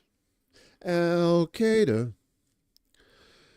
The U.S. is working to formalize its military presence in Syria by signing a deal with the new Al-Qaeda-linked government, according to a report from The New Arab. The report was published Friday and said that a high-level U.S. military delegation was expected to meet with Syrian officials in the coming days with the goal of shifting the U.S. military presence from an illegal occupation to a formalized legal partnership. The report comes as the U.S. has been drawing down its forces in northeastern Syria and handing over some bases to the Kurdish-led SDF.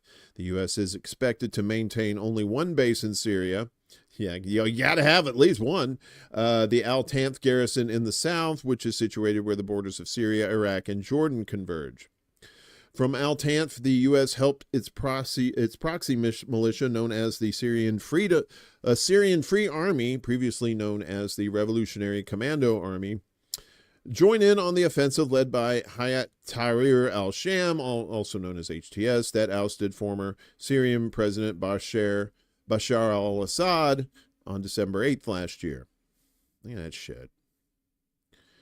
A formal deal on Al-Tanf would signal that the U.S. is planning a long-term or even potentially a permanent military presence in Syria. The Pentagon has said it's currently working to reduce its forces in Syria to fewer than 1,000 troops in the country. According to the latest reports, approximately 1,500 U.S. troops are currently stationed in the country. The U.S. has embraced the new Syrian government that's led by HTS, despite the group still being listed by the State Department as a foreign terrorist organization due to its al-Qaeda roots. Bad terrorist. We're boys now, right? Still being led by the terrorists. Trump recently met with HTS leaders, with HTS's leader and Syria's de facto president, Ahmed al-Shara, formerly known as Prince. Abu Mohammed al-Jalani, and praised him as a young, attractive guy with a very strong past. What a weirdo. Shara got his start with al-Qaeda in Iraq, where he fought an insurgency against U.S. troops before being imprisoned from 2006 to 2011. In 2012, he traveled to Syria and formed al-Qaeda's affiliate in the country, the al-Nusra Front. In 2016, Shara claimed that al-Nusra Front was cutting ties with al-Qaeda. At the time, he thanked the commanders of al-Qaeda for having understood the need to break ties. In 2017, he merged his group with several other Islamic factions to form HTS. So, trying to get good with Syria, right? And while it's in its weakened condition, it's like we'll pull out all our bases except for one.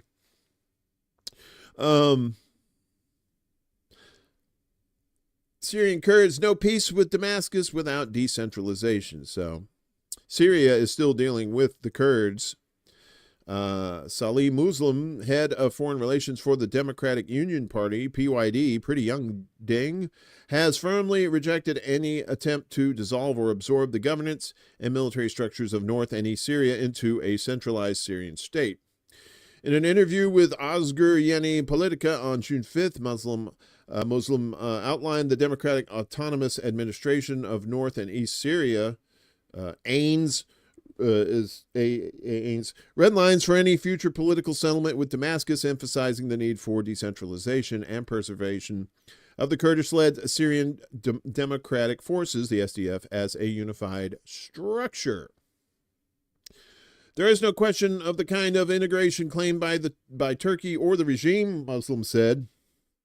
We would never accept things like individual enrollments or the redirection of units elsewhere, nor has anything of the sort been discussed. He stressed that the SDF must remain a distinct force within any future Syrian army, warning that military integration would be a long-term process and not a concession. This is not a minor issue. It is a process that could take years, he added. The Syrian government is currently led by al-Qaeda and ISIS commander Ahmad al-Shara, as we said, and this is just more what we said here. The new Syrian army has incorporated various extremist armed factions into its ranks, including groups backed by Turkey known as the Syrian National Army, the SNA. Muslim revealed that while some committees have been formed under a March 10th memorandum signed with Shara's government, such as those on education and the administration of Kurdish neighborhoods in Aleppo, no committee has yet been formed to oversee the integration of SDF forces into the Syrian army. The other side is not conducting the process at the level we expect, he noted. They cannot act freely or appear to be waiting for instructions from elsewhere. On broader political issues, Muslim underscored the importance of local self-rule and a federal structure. Our goal is a decentralized Syria, a system that moves away from centralism, that is autonomous, self-governing, and grounded in freedom, women's rights, and the right to legitimate self-defense, he stated. He acknowledged international support from the U.S., UK, and the international coalition, crediting them with limiting Turkish interference, though not directly shaping negotiations. They are particularly trying to prevent them, Damascus, from acting in line with Turkey's agenda, he said. Starting in 2011, the U.S., UK, and Israel worked with Turkey to launch an al-Qaeda-dominated insurgency to topple Assad. In 2015, the U.S. began directly partnering with Kurdish forces to occupy regions of Syria under ISIS control, including the country's major oil fields, and keep Syria divided. Muslim warned that Turkey, which strongly backs the Syrian government, continues to undermine Kurdish aspirations through proxy forces and diplomatic pressure. Turkey is not approaching this process with sincerity, he said. It does not wish to acknowledge Kurdish rights or support them. Instead, it focuses on weakening Kurdish actors. Despite these obstacles, he expressed determination to press forward. We believe that this is the most realistic path to achieving peace between peoples, he concluded. SDF chief Mazloum Abdi stated in March that he welcomes support from Israel, which is seeking to dismantle Syria as a state. Well, they already dismantled their military. Rights groups have documented the frequent kidnapping and forcible recruitment of children by SDF forces in recent years. Antonio Guterres, Secretary General of the UN, submitted a report to the UN Security Council at the end of last year in which he said that 2,990 children between the ages of 9 and 17 had been recruited in Syria, 829 of whom were recruited by the SDF militias. So, what's going on in Syria as Syria is trying to get their shit together? But the Kurds are always the ones that stand out. Meanwhile, in Syria, this happened during the Gulf War. Well, the Iraq War. But the Gulf War was the one in 91. The one, Anyway, when they invaded Iraq, there was looting and stuff, and all these artifacts were taken, right? Same thing's happening in Syria, as Syria's ancient sites are getting looted as artifacts flood online markets. Syria's archaeological heritage is under mounting threat as looters descend on ancient sites like Palmyra, digging for artifacts that are quickly trafficked and sold online. A recent report by The Guardian revealed that antiquities theft has surged dramatically since the December collapse of the Assad regime. Hey, how's that? Every time the regime collapses, all your shit gets stolen. With online sales accelerating through platforms like Facebook. So you're finding Syrian artifacts on the Facebook marketplace. All right. Palmyra, which had already been subjected to destruction in 2015 at the hands of ISIS, is now being ravaged again, this time by opportunistic grave robbers and organized networks. Armed with tools, looters target 2,000-year-old crypts, leaving behind craters and shattered remains. Once the archaeological layers are disturbed, it becomes impossible to reconstruct the past, said Mohammed Al-Faris, a local activist and member of Heritage for Peace. According to the Antiquities Trafficking and Heritage Anthropology Research Project, ATHAR, more than 30% of the 1,500 documented Syrian antiquities cases since 2012 have occurred in just the last few months. The group says this is the largest and fastest wave of trafficking they've recorded from any country to date. Athar co-director Katie Paul highlighted the role of social media, especially Facebook, in facilitating these illicit transactions. Despite Facebook's 2020 ban on antiquities trading, Paul said the platform still hosts dozens of active groups selling ancient coins, mosaics, and statues, many operating in public view. In one case, a seller live streamed from an excavation site asking viewers for digging advice. One person said, "Get a shovel." This is the fastest we've ever seen artifacts move, Paul noted. What used to take a year now takes just 2 weeks. Many looters are ordinary Syrians driven by poverty, but others are part of criminal operations using heavy machinery to excavate entire sites. Videos from areas like Tal Sheikh Ali show rows of deep uniform pits which are evidence of professional digging. Once removed, the antiquities are smuggled to neighboring countries such as Jordan and Turkey, then laundered with fake paperwork before entering Western auction houses and museums. Syria's interim government has responded with limited tools, threatening looters with prison time and offering rewards for turning in artifacts, though enforcement remains weak. With 90% of the population living in poverty and the country still recovering from 15 years of war, authorities face immense challenges in protecting cultural sites. Experts like Paul and Athar co-founder Amr al-Azam argue that the ultimate solution lies outside Syria.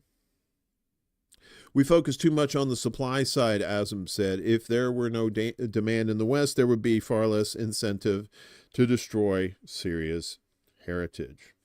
Yeah. That's your Syria update, brought to you by Syria. Or Siri. Hey, Syria. As we take a look at Russia and your favorite Senator, Lindsey Graham. Everybody loves him. New Russia sanctions bill on hold over Trump's stance. Laws, yes. Laws, yes. The latest drive in the U.S. Congress for more sanctions on Russia, spearheaded by Senator Sweetie Pants McGillicuddy, is now stalled due to President Donald Trump's opposition, Bloomberg reported over the weekend. The bone-crushing legislation that would impose a 500% tariff on countries that buy Russian energy, uranium, and other raw materials has more than 80 co-sponsors in the Senate, which Bloomberg described as veto-proof backing. But lawmakers are still hesitant to challenge the president, the outlet claimed. Well, you're not going to get 60% in the House. You need a what is it, 60% to override a veto? I think that's what it is. Earlier this week, Trump said he had not even looked at the bill and would only consider sanctions at the right time. His position put the brakes on a push to advance the measure as soon as this month, according to Bloomberg. Graham has previously said he planned to do so before the G7 summit scheduled for June 15th through the 17th in Canada, but the effort is now on hold. On Thursday, the Republican senator wrote on the tweeters that he had coordinated closely with the White House in this endeavor from day one, I do declare, adding that the bill was only aimed at giving Trump more tools when it comes to Russia, darling. The bill's Democrat co-sponsor Richard Blumenthal, Democrat, told Bloomberg that he and Graham were still working on making the bill more acceptable to the White House. On Thursday, Trump told journalists that he had a deadline in his brain, I like to put brain in quotes, and would decide when to act if it became clear that a peace deal between Moscow and Kiev could not be reached. He also stated that he was willing to impose sanctions against both Russia and Ukraine. Whoa. Do not put sanctions against my country, please. The president said that the Senate sanctions bill would be guided by me, quote, but suggested it might be better to let Russia and Ukraine continue fighting for a while before pulling them apart. Trump also expressed his concern about recent Ukrainian drone attacks on long-range nuclear-capable Russian bombers, saying it had increased the risk of escalation by giving Moscow a reason to retaliate. Yeah, but you gave him the go-ahead to pull the trigger on those long-range missiles. Moscow has accused Kiev of escalating its attacks in an effort to undermine U.S.-backed peace talks. Russia has also claimed that Trump is receiving filtered information about the conflict from those pushing Washington to support Ukraine. Ukrainsky. Speaking of Russia going into Ukraine, Russia says it's advancing into Ukraine's, I practice saying this, Dnipropetrovsk Oblast. Dnipropetrovsk. I'm not saying that again. The Russian Defense Ministry said Wednesday that its troops are pushing into Ukraine's D Oblast as Russian troops continue to make gains amid faltering ceasefire negotiations. Units of the 90th Tank Division of the Battle Group Center have reached the western border of the Donetsk People's Republic and continue developing their offensive on the territory of the D region, the ministry said, according to Russia's TASS news agency. It's unclear at this point if Russian troops have broken through into D or if they're still fighting on the border. Russian forces have also been making gains in Ukraine's northeastern Sumy Oblast as Russian President Vladimir Putin has ordered the creation of a buffer zone along the Russia-Ukraine border.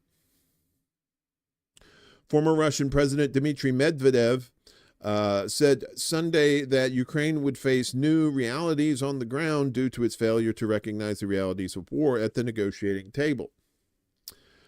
Those who do not want to recognize the war realities at the negotiations will get new realities on the ground.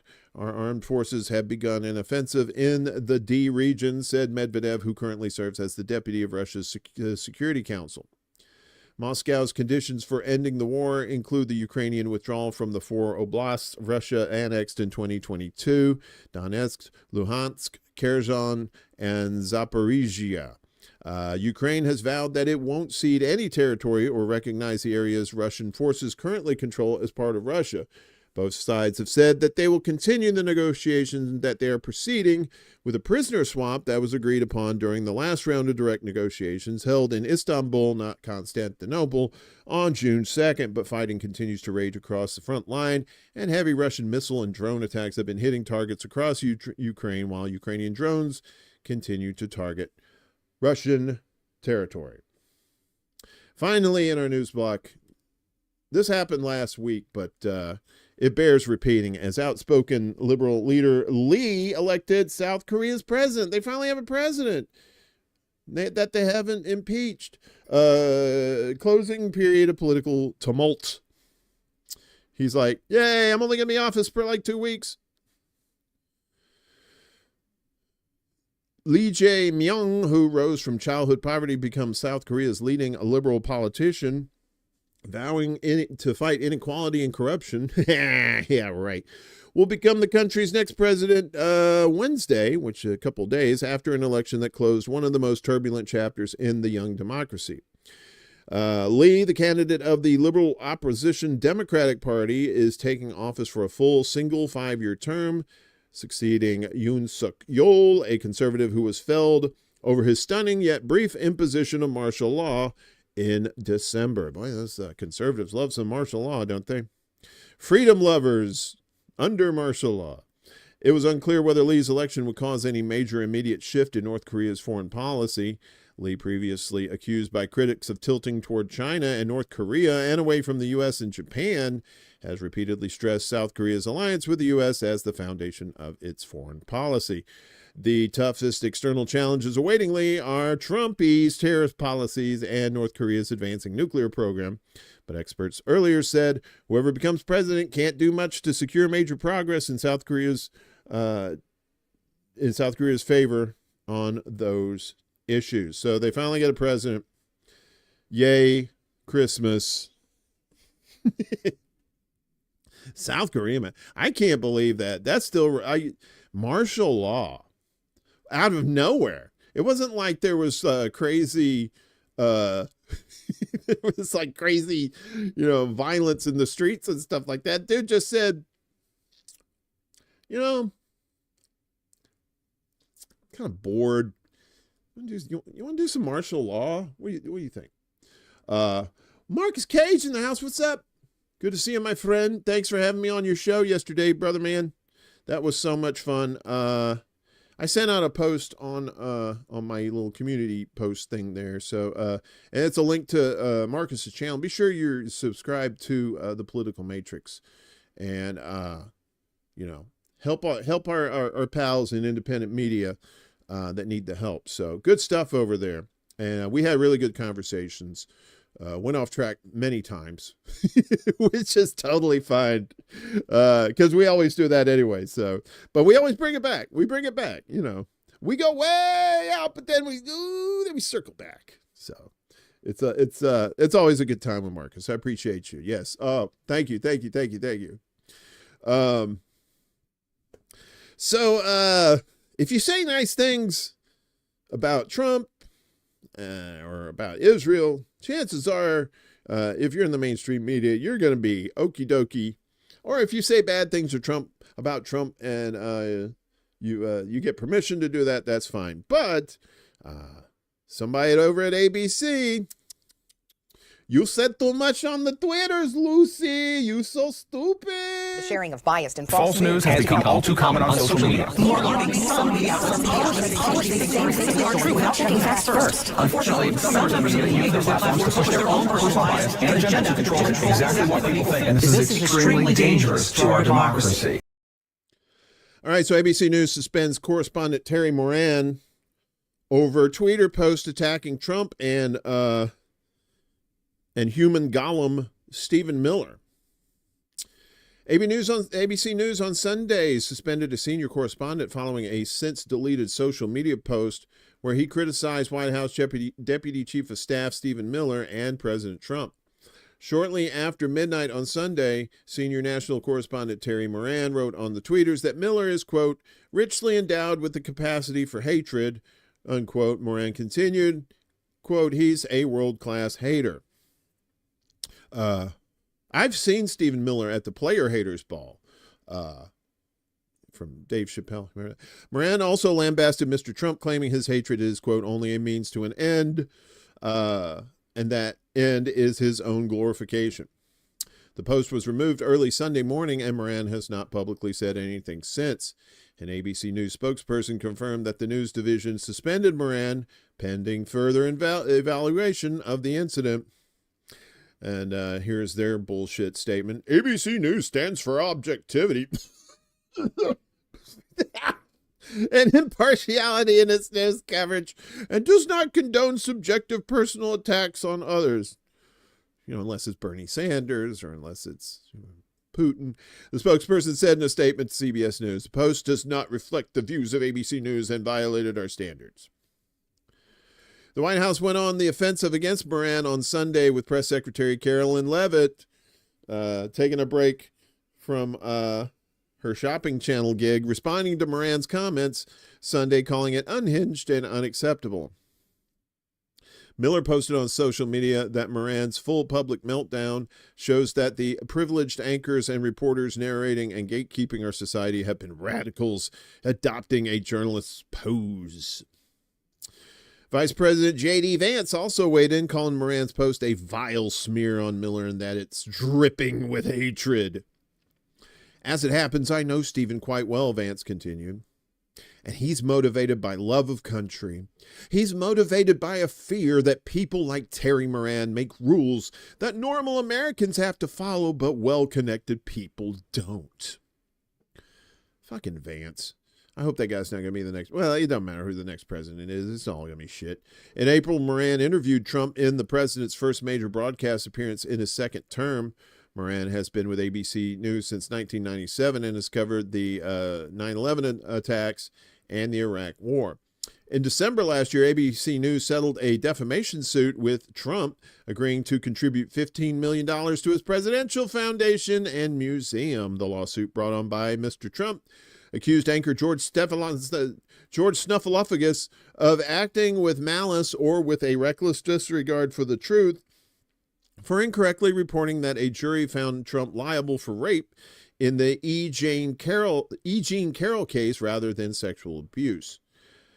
Trump is also suing CBS News, accusing the news organization of election interference for deceitful editing of a 60 Minutes interview with Vice President Kamala Harris during the 2024 campaign. CBS News calls the claims false. Of course they do, because it's ABC. There you go. Stephen Miller, what a piece of shit.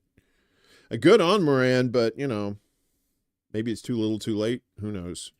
Probably is.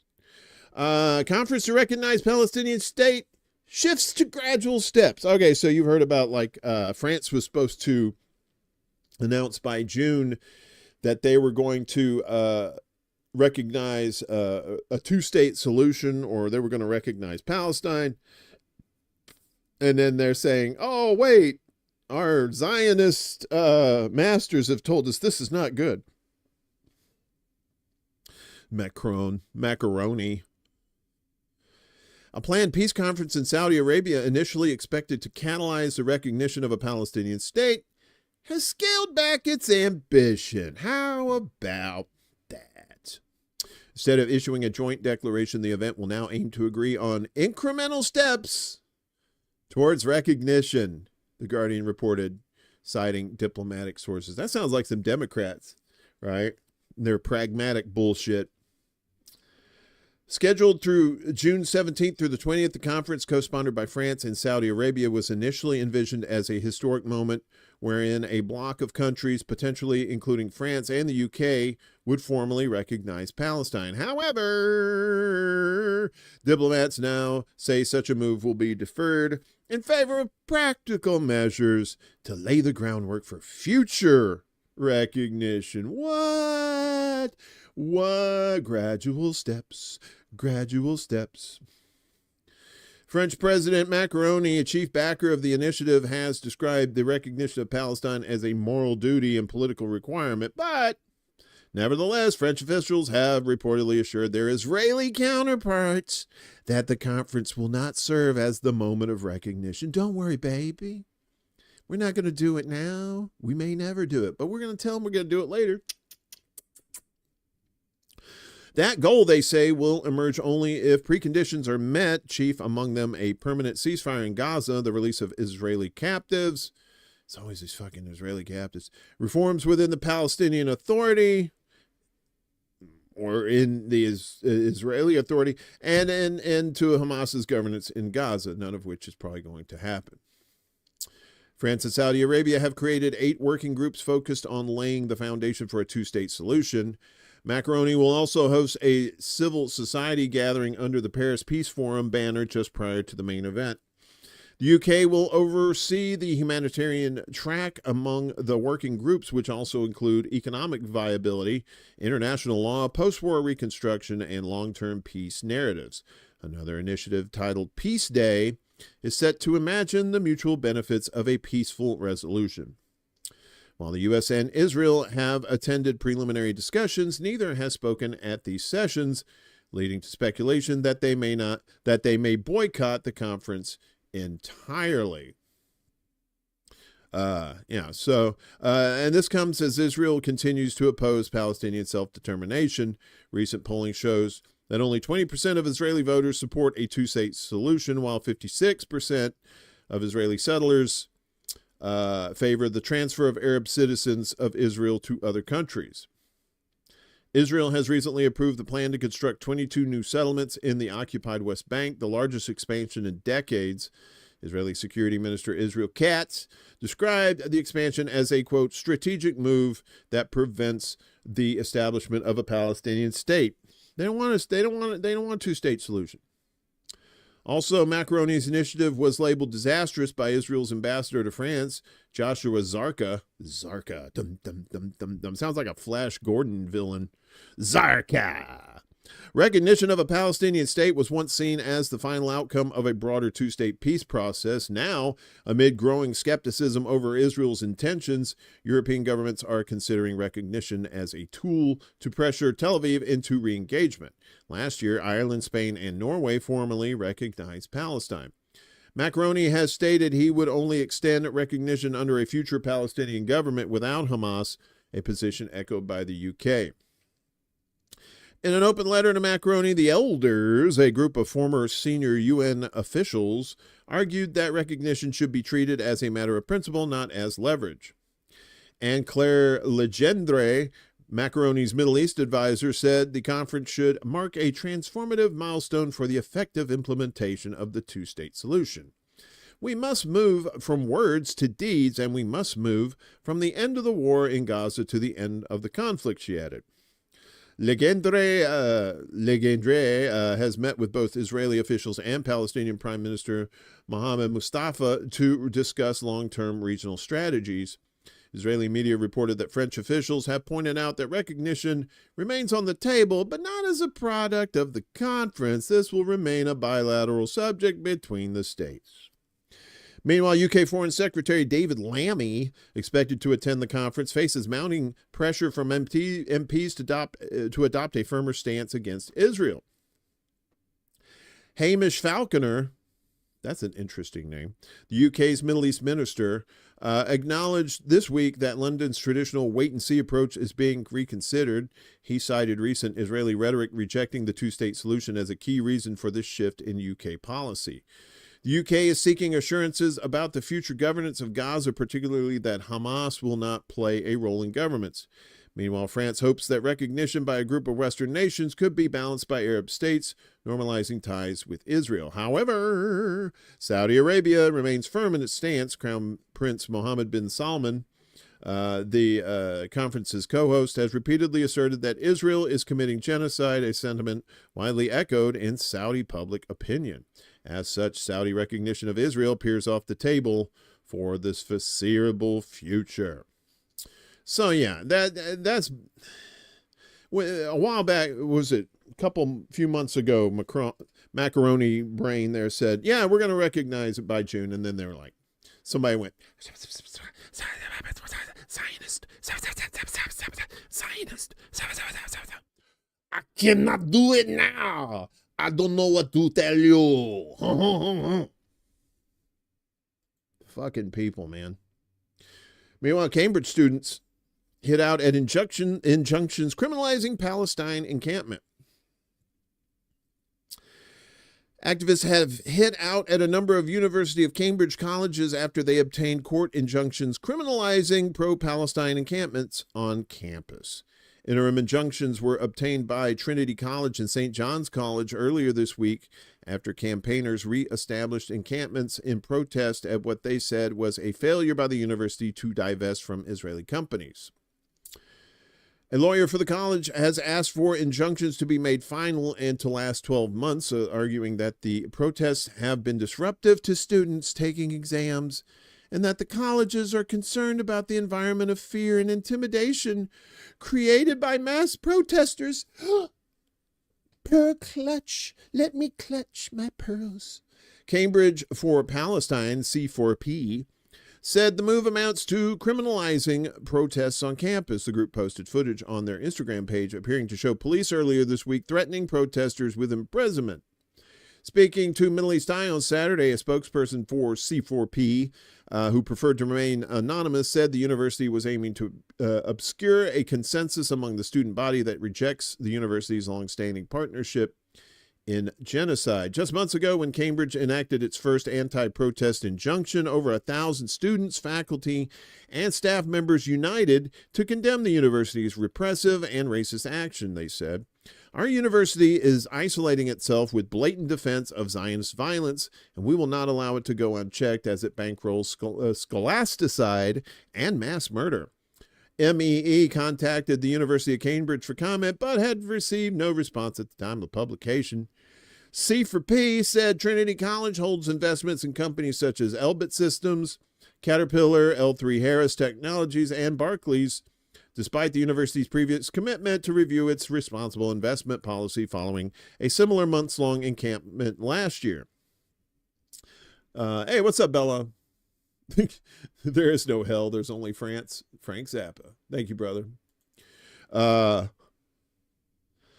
group said the renewed protest last week came after months of student, faculty, and community frustration over the university's failure to honor those pledges. The group has outlined 4 core demands, including full disclosure of financial ties to companies implicated in Israeli violations of international law, full divestment from them, and reinvestment in Palestinian communities. In March, the university was granted a high court order barring pro-Palestine actions from 3 locations on its campus until the end of July 2025, a reduced version of its original bid to secure a 5-year ban, which was rejected in court on February 27th. The University of Cambridge is made up of 31 self-governing colleges that operate autonomously, including in their financial investments. Many of them have faced protests over their investments since the launch of Israel's war on Gaza in 2023. On May 20th, King's College announced it would divest millions from the arms industry and companies complicit in the, quote, occupation of Ukraine and Palestinian territories, unquote, becoming the first Oxford or Cambridge college to take such measures. Since the beginning of Israel's war on Gaza in 2023, pro-Palestinian students around the world have launched encampments in support of Gaza and in opposition to university links to Israel. The actions have been met with a fierce crackdown by security and police on several campuses. So, people are still fighting. And that's the thing. You have to keep up this constant pressure if you're going to try to make change. It has to be consistent, and it has to increase. It has to build. It has to build. Like, you know, with the what's going on in LA, highly condensed immigrant community there, right? And they're finally saying enough's enough. And you have to, and I don't mean the Bernie is enough is enough. Enough is enough. No, I mean really enough is enough. That's what you need. And the I'm mad as hell and I'm not going to take it anymore kind of thing. Meanwhile, Lebanon warns citizens to avoid communication with Israeli media and the army. Lebanon warned all citizens on Saturday, particularly influential figures, artists, and journalists, to avoid any form of direct or indirect communication with Israeli army spokespersons or affiliated media outlets, regardless of the reason. The Information Ministry issued a statement following the release of a video message by Lebanese actress Nadine Al-Rassi that was addressed to Israeli army spokesperson Avichai Adre, a pig Latin name guy. Lebanon's official national news agency, NNA, reported. The statement warned all citizens against interaction, whether direct or indirect, with Israeli military representatives or associated media. It underlined that the interactions constitute a clear violation of Lebanese laws, particularly those related to the boycott of Israel. The ministry noted that false news and autonomous voice messages have been spreading on the social media to create confusion and unrest among the Lebanese public. Citizens were urged to follow reliable news sources and to refrain from sharing suspicious or unverified content. In her video message Thursday, Rassi asked Adre to specify exactly which areas the Israeli military intended to target in order to prevent widespread panic among the Lebanese population. In response, Adre claimed that Tel Aviv never had a problem with the Lebanese state or people, and it did not want to harm Lebanese tourism or its image.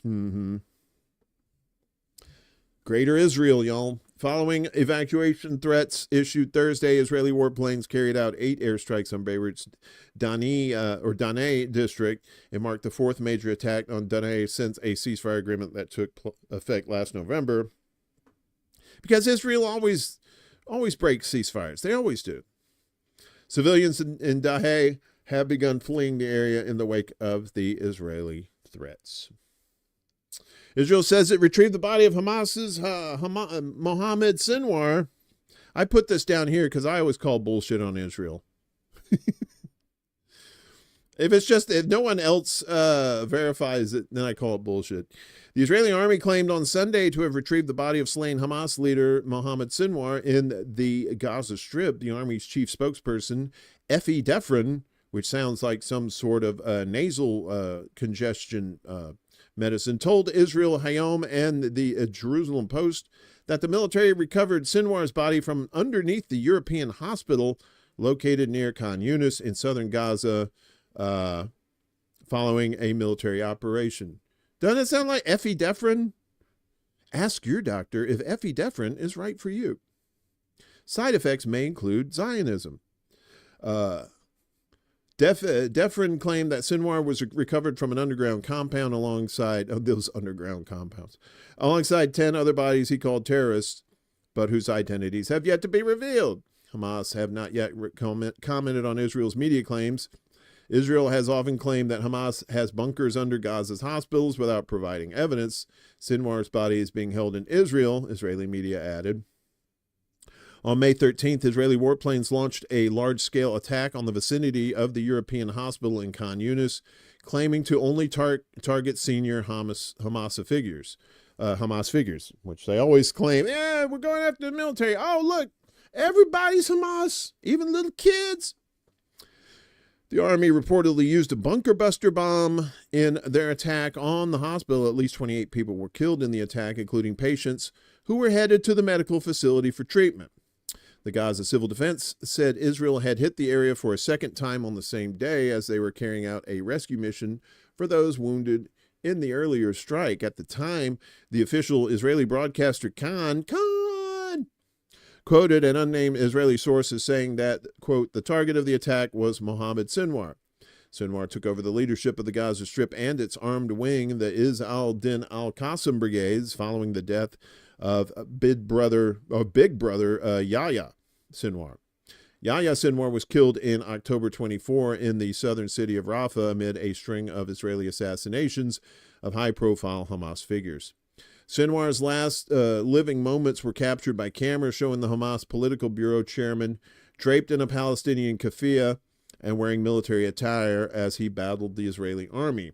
Another brother, Zachariah, was also confirmed killed in late May after the Israeli military carried out an attack on the Nusrat refugee camp. Zachariah was severely wounded before succumbing to his wounds several days later. 3 of his sons were also killed in the incident. Israel has gone on to assassinate several other notable Hamas figures, including Mohammed Deif and Ismail Haniyeh, throughout the war in Gaza, ongoing since October 7th of 2023. And finally, UK judges sound the alarm over AI fabricated cases. Now, this is one thing I've been worried about as far as like propaganda is concerned. I don't know if you heard of this new AI from Google. They had something on the tweeters. I should have pulled that up. It's wild that this AI now, they did a human voice and it sounded exact. You couldn't tell it was AI. You know how AI does, like they'll be talking and it's kind of slow and kind of deliberate. And then when you see 2000, it'll say 2000 instead of 2000. Not this shit. It's good. And if they get the video looking that good, you're never going to believe anything you see on the internet. You probably don't believe it now. Well, you definitely won't believe it in the future. And that is where the fuckery is going to begin. See, we don't want to hate the media. We want the media to work for us. But they have so destroyed their reputation over the years with being just cucks to power that we don't believe them, right? And so people can put out anything. You could they're putting out videos of Trump and AOC kissing and stuff like that, and shit looks real. But so apparently they're talking about this in England as well. A judge of the High Court, nice. I'm a judge of the High Court, bro. Of England and Wales has issued a formal warning to legal professionals, cautioning lawyers that relying on artificial intelligence to generate legal arguments containing fictitious case citations may face criminal prosecution. Victoria Sharp, president of the King's Bench Division of the High Court, along with fellow Judge Jeremy Johnson, reprimanded lawyers involved in 2 separate cases for apparently relying on AI tools to draft written arguments that were submitted to the court without verification. Wait, what happened? There are serious implications for the administration of justice and public confidence in the justice system if artificial intelligence is misused, she said in the ruling on Friday. The cases arose after lower courts flagged suspected use of AI-generated arguments and witness statements containing false information. In the ruling by Judge Sharp, the court revealed that one attorney in a £90 million, that's $120 million, lawsuit concerning an alleged breach of a financial agreement with Qatar National Bank cited 18 non-existent cases. Hamad Al-Haroun, the client in the case, apologized for unintentionally misleading the court with false information generated by publicly available AI tools, accepting personal responsibility and absolving the solicitor, Abid Hussein. Sharp said it was extraordinary that the lawyer was relying on the client for the accuracy of their legal research rather than the other way around. Yeah, it's funny how that works. In another case, barrister Sarah Forey cited 5 fabricated cases in a tenant's housing claim against the London borough of Haringey. The lawyer denied intentionally using AI, but acknowledged she may have done so inadvertently while conducting online research for the case. Oopsie sauce, I just did it by accident. Mates too. The judge scolded her, saying Miss Forey could have checked the cases she cited by searching the Natural Archives case law website or by going to the law library of her Inn of Court. Sharp warned that presenting false material as genuine could constitute contempt of court, or, in the most serious cases, perverting the course of justice, a criminal offense punishable by up to life imprisonment. The judges referred the lawyers in both cases to their respective professional regulators, but declined to pursue more severe penalties. High-profile figures and scientists have raised concerns in recent years over the potential dangers posed by AI. Researchers warn that artificial intelligence is advancing rapidly, with some models reportedly becoming self-aware and rewriting their own code. That is scary. Palisade Research reported last month that in recent tests, a powerful AI model sabotaged a shutdown mechanism to prevent itself from being turned off, raising concerns of a potential real-world AI rebellion. See Terminator 2, see The Matrix, all that. Wow. Wow. Yeah, so AI, if you thought it was fucked up now with the misinformation, you sweet, sweet child. You, as Bachman Turner Overdrive once said, you ain't seen nothing yet. No, you ain't seen nothing yet. All right, I don't know if I got any Brits watching, but I got a fun little kicker here. But first, just kind of a promo update. I think Willie's got a show tonight. I think he's going to have Andre X on. I'm not quite sure what time it is, but check your local listings. What's up, Steve? Good to see you. And of course, we're going to have D with Around the World and D and Around the World with D and Friends. I can't talk today. I don't know what's going on with me. That's coming on later tonight. And I believe coming up here shortly, maybe in about an hour and a half, we're going to have Kevin from Black Bear News coming on. Great show. And if you can help him out, he lost his home in the LA fires, and his GoFundMe is down below, the link there. If you could donate or share the link, either one of those, that would be great. Help our pal out. He does good work over at Black Bear News. Very chill, good musician too. So he does some really good stuff. So yeah, that's all coming up a little later after this show, and then later on this evening. So finally today, like I said, this is more for our folks across the pond. You're familiar with Madame Tussauds wax museum, right? You've probably been to one in Hollywood, or maybe you've been to the one in London. They usually have very famous people that they create wax figures of, right? Well,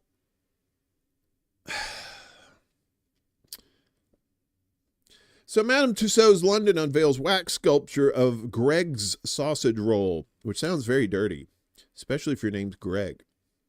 So apparently Greg's sausage roll is so big a deal in the UK that they got it. They put a sausage roll in Madame Tussauds. Famed Wax Museum, Madame Tussauds London unveiled its latest recreation of one of Britain's most beloved icons, a sausage roll from the bakery chain Greg's. The museum has showcased the Greg's sausage roll wax sculpture in the run-up to National Sausage Roll Day. There's a National Sausage Roll Day. Chuck, why aren't you on it? You're usually the something day guy. You didn't know about National Sausage Roll Day? God, which falls on the 5th of June. For a limited time only, the beloved British classic has secured a top spot in our Baker Street Attractions Cultural Capital Zone, alongside the likes of Sir David Attenborough, Stormzy, and William Shakespeare. So yeah, so Attenborough, Stormzy, and William Shakespeare in good company with a sausage roll, Madame Tussauds said in a news release. The Cultural Capital Zone is dedicated to those who've helped shape the landscape of British culture, from trailblazing artists to political giants, and now the golden flaky pastry icon of British cuisine, the museum said.